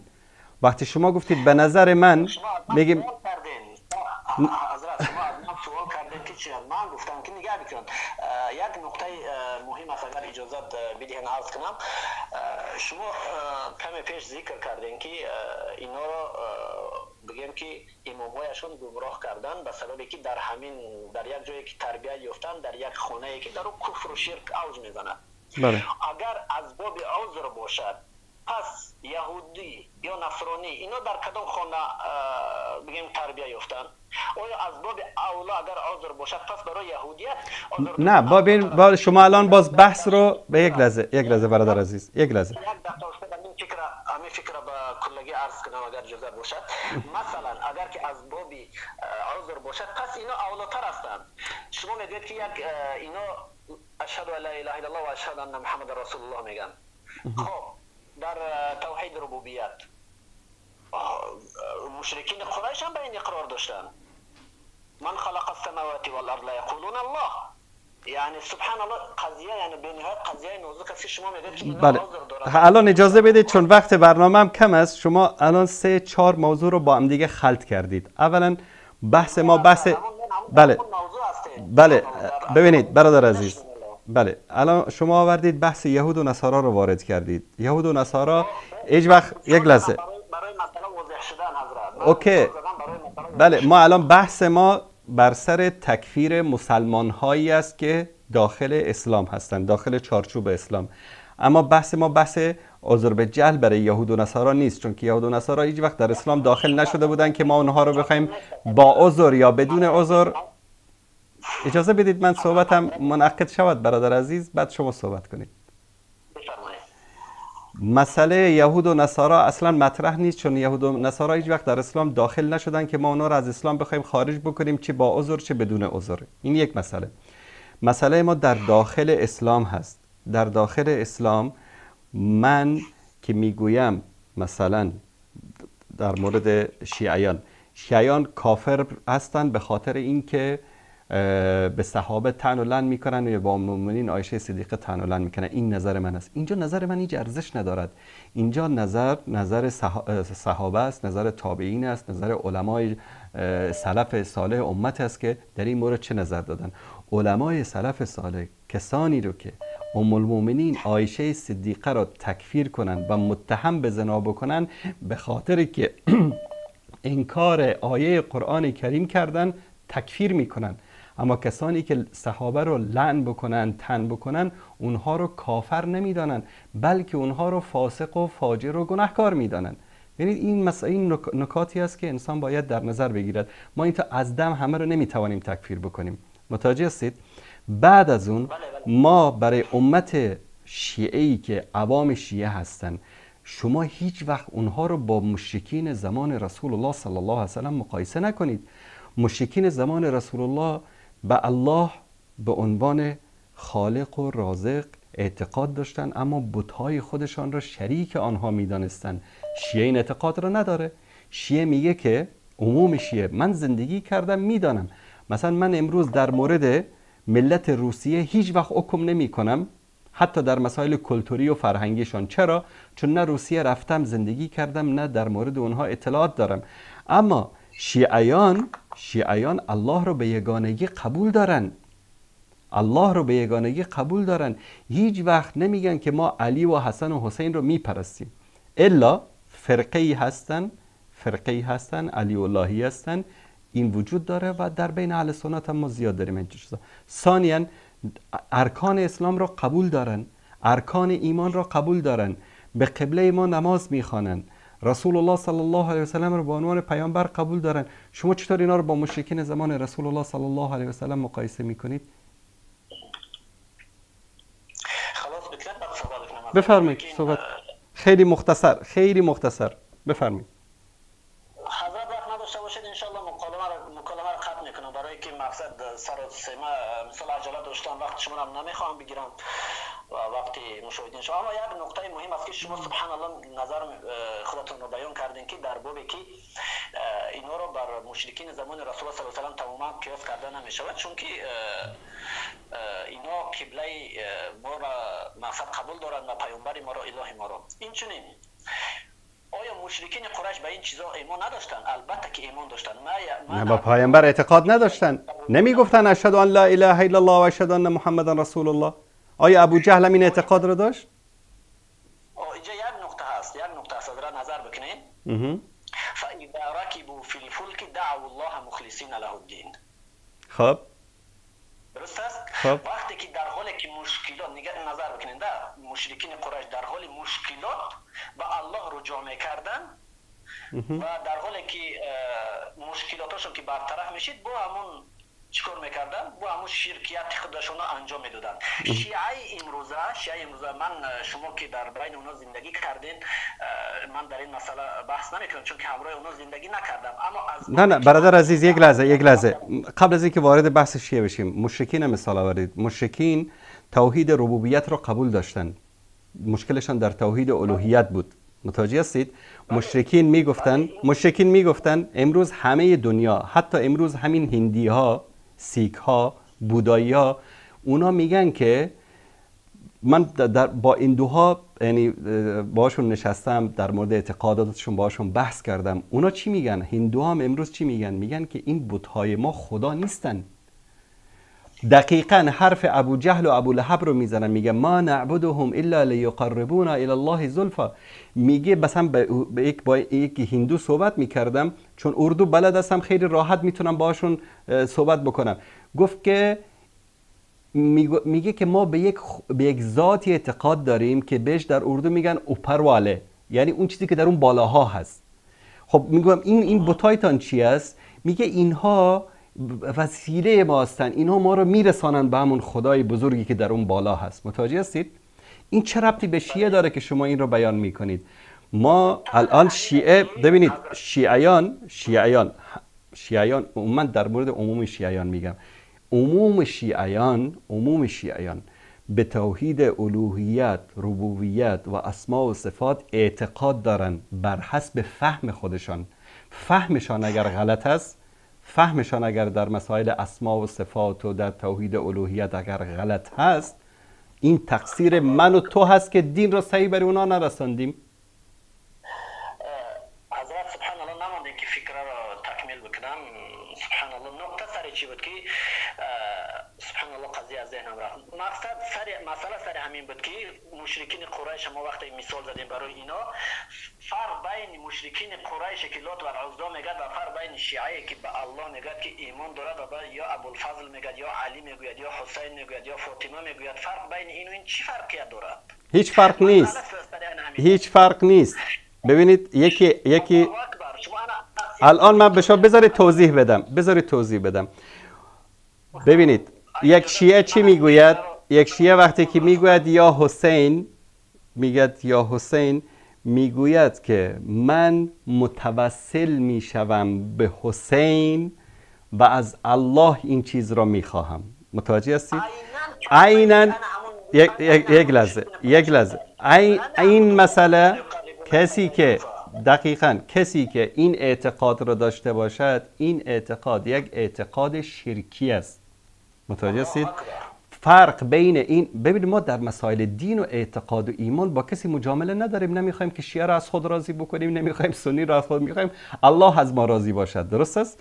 کسی که از غیر الله میخواهد، شیعه هست، سنی است، صوفی است، حنفی است، سلفی است، هر کسی است، کسی از غیر الله بخواهد چیزی را که در حیطه قدرت الله باشد، این انسان مرتکب عمل شرکی شده است. متوجه هستید؟ ما این انسان رو باید برای او توحید رو، عقیده درست رو برای او بیان بکنیم. اگر برگشت اوکی، برنگشت، حکم کسی که امروز یا ابوالفضل میگد یا علی میگد و فکر میکند که اونها صاحب قدرت هستند، صاحب تصرف هستند در امور الله سبحانه و تعالی، با ابو جهل و با ابو لهب و اینا فرقی نمیکنه. در بعضی از موارد از اونها بدتر هم هستند. چرا؟ چون که مشرکین زمان رسول الله صلی الله علیه و سلم در زمان سختی ها به الله یکتا متوسل می شدن. مشرکین زمان ما در زمان سختی ها به غیر الله متوسل می شوند. پس وضعیت اینها از وضعیت مشرکین زمان رسول الله صلی الله علیه و سلم بدتر است. تشکر از شما برادر عزیز. حالا شما سر نقطه اومدین، سبحان الله گفتن که شیعه‌ای که دشنام به صحابگاه میکنن و شیعه‌ای که ام المؤمنین علیاذ بالله تهمت به زنا میزنند، عذر دادین. گفتن که اینا معذور هستن. نه نگفتم معذور هستن. کسانی که به ام المؤمنین عایشه صدیقه تهمت زنا بزند کافر است، چه عام باشد چه خاص باشد، هر کسی که میخواد باشد، چون انکار آیه قرآن است. کسی که آیه قرآن را انکار بکند، یک لحظه، کسی که آیه قرآن را انکار بکند، آیه صریح قرآن را، این انسان کافر است. با این هیچ ما مجامله ای نداریم، هر کسی میخواد باشد. لیکن کسی که صحبت من سر دشنام دادن به عموم صحابه بود که دشنام دادن به عموم صحابه کفر نیست، فسق است، فجور است، گناه است و انسان‌هایی که این اعمال آیا این معذرت میخوام، آیا این استدلال نمیشود به حدیث پیامبر صلی الله علیه و سلم که میفرمایند دشنام کردنی صحابه های رسول الله، این دشنام کردنی رسول الله از دشنام رسول الله دشنام الله است؟ کسی که صحابه رو به خاطر اینکه صحابه رسول الله هستند دشنام بکند، در اون صورت این انسان کافر میشه به خاطر اینکه صحابه پیامبر صلی الله علیه و سلم است. اما اینها عموم شیعیان یعنی همه صحابه رو لعن و نفرین نمی کنن، تعداد معدودی از صحابه رو لعن و نفرین می کنن. یعنی با همراه در ور با همراه رسول الله صلی الله علیه و سلم بدن اونا تکفیر کنن دیگه، از این بدتر دیگه با میشود. تکفیر یک لحظه، تکفیر اگر تکفیر بکنن حکمش جداست، اگر سب بکنن حکمش جداست. هر کدام اینا احکام جداگانه دارد برادر عزیز.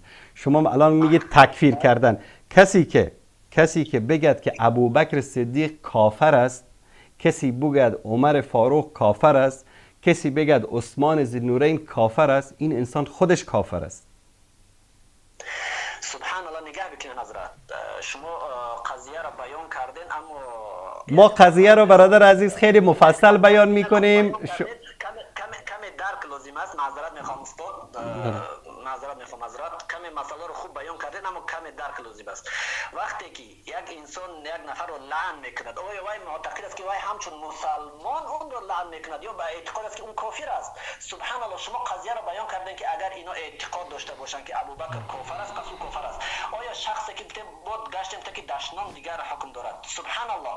یعنی اینا به صیغه که دشنام به صحابگان میکنن، به صحابگان رضی الله عنهم اجمعین میکنن، آیا به صیغه که اینا همچون مسلمان به اینا طعن و لعن میفرستن یا به صیغه که اینا کافر گفته اونا لعن میفرستن؟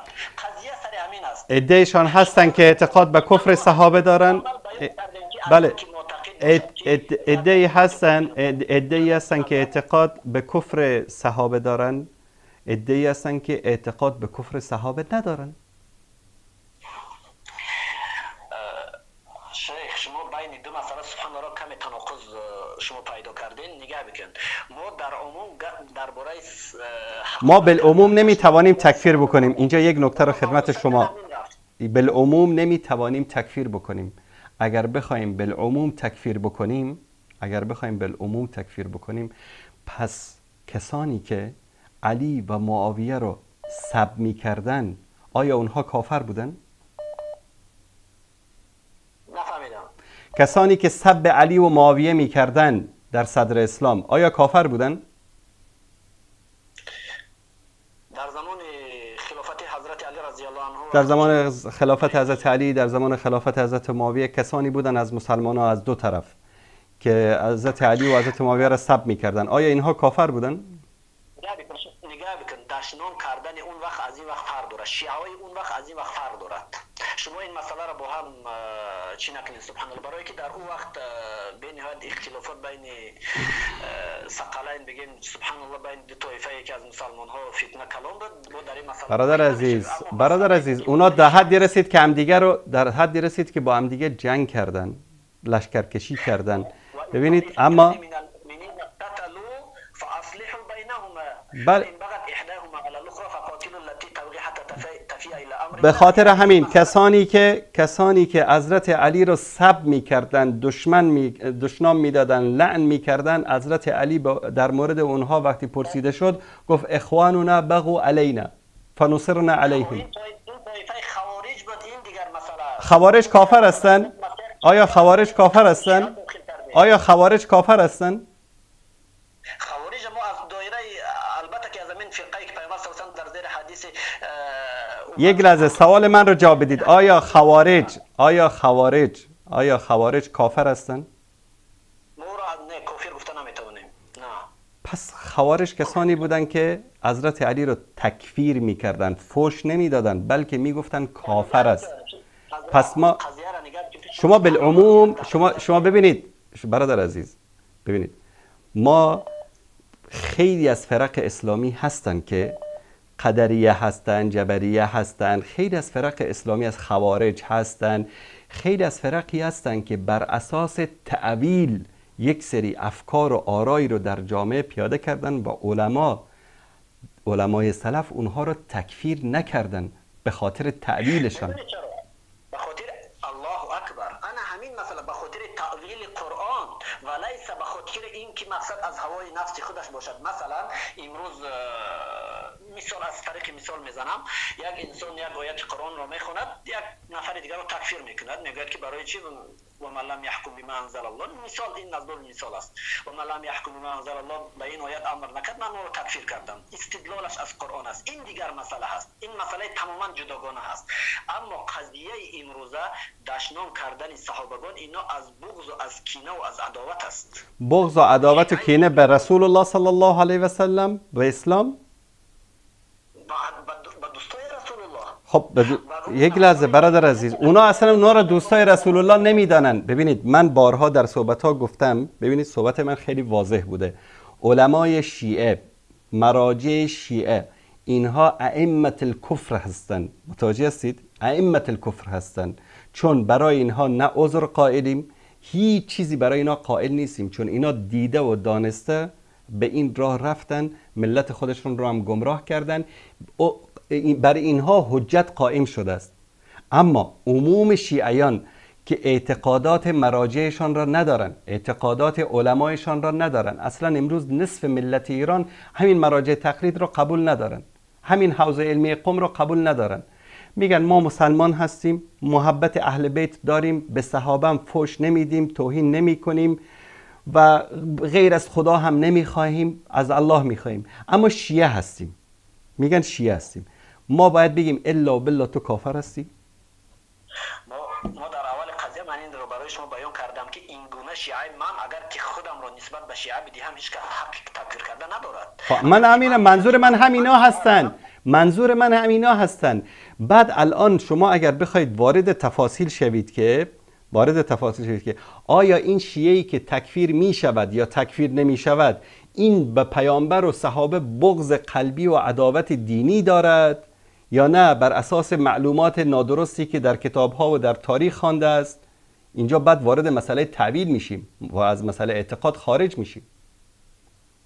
حالا بحثی بود سر همین بود، همون از اول نقطه همین رو در نظر داشتم که شما بیان کردین که بود در عموم اومدین عذر دادین شخصانی که گفتین ذکر کردین شخص. عذر میدم چون که ما وظیفه ما را در قبال آنها انجام ندادیم، دین را به صحیح به آنها نرساندیم، به خاطر همین برایشان عذر قائل هستیم، چون که ما وظیفه ما را انجام ندادیم. هر وقت شما وظیفه تان را انجام دادید، دین را برای مردم رساندید، بعد از اون برید از یک سر همه دنیا را تکفیر کنید.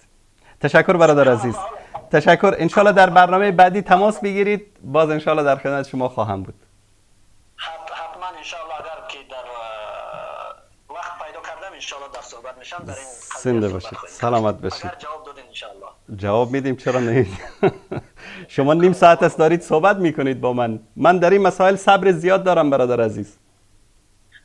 خب الله حفظتون کند. ما و این تنازعتم فی شیء فردوه الی الله و الرسول ان کنتم یقینا و این رو یقین داشته باشید که ما با دلیل، با منطق، با سند بیش از 15 سال است که برای روشن کردن افکار و اذهان شیعیان زحمت میکشیم.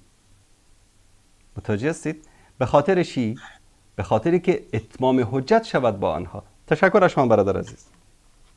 خب الله نگهبانتون باشد. یک قضیه اگر اجازه یک سکند بیان، باور کنید که وقت نماز است، اگر وقت نماز نمی بود نیم ساعت دیگه هم برنامه رو چیز میکردیم. وقت نماز است برادر عزیز.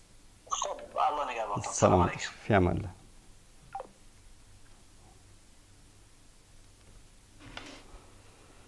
خب بینندگان عزیز گرامی، تا فرصت دیگر و برنامه دیگر که باز هم با شما عزیزان خواهیم بود، همه تان را به پروردگار متعال میسپارم و صلی الله علی سیدنا و حبیبنا محمد و علی آله و صحبه اجمعین و السلام علیکم و رحمت الله و برکاته.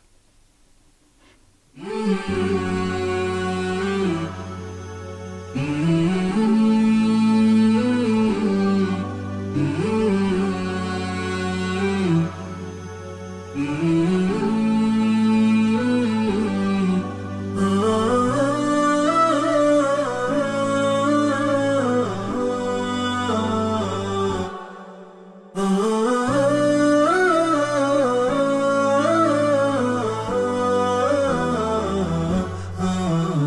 نداء الحق صوت قد شجاني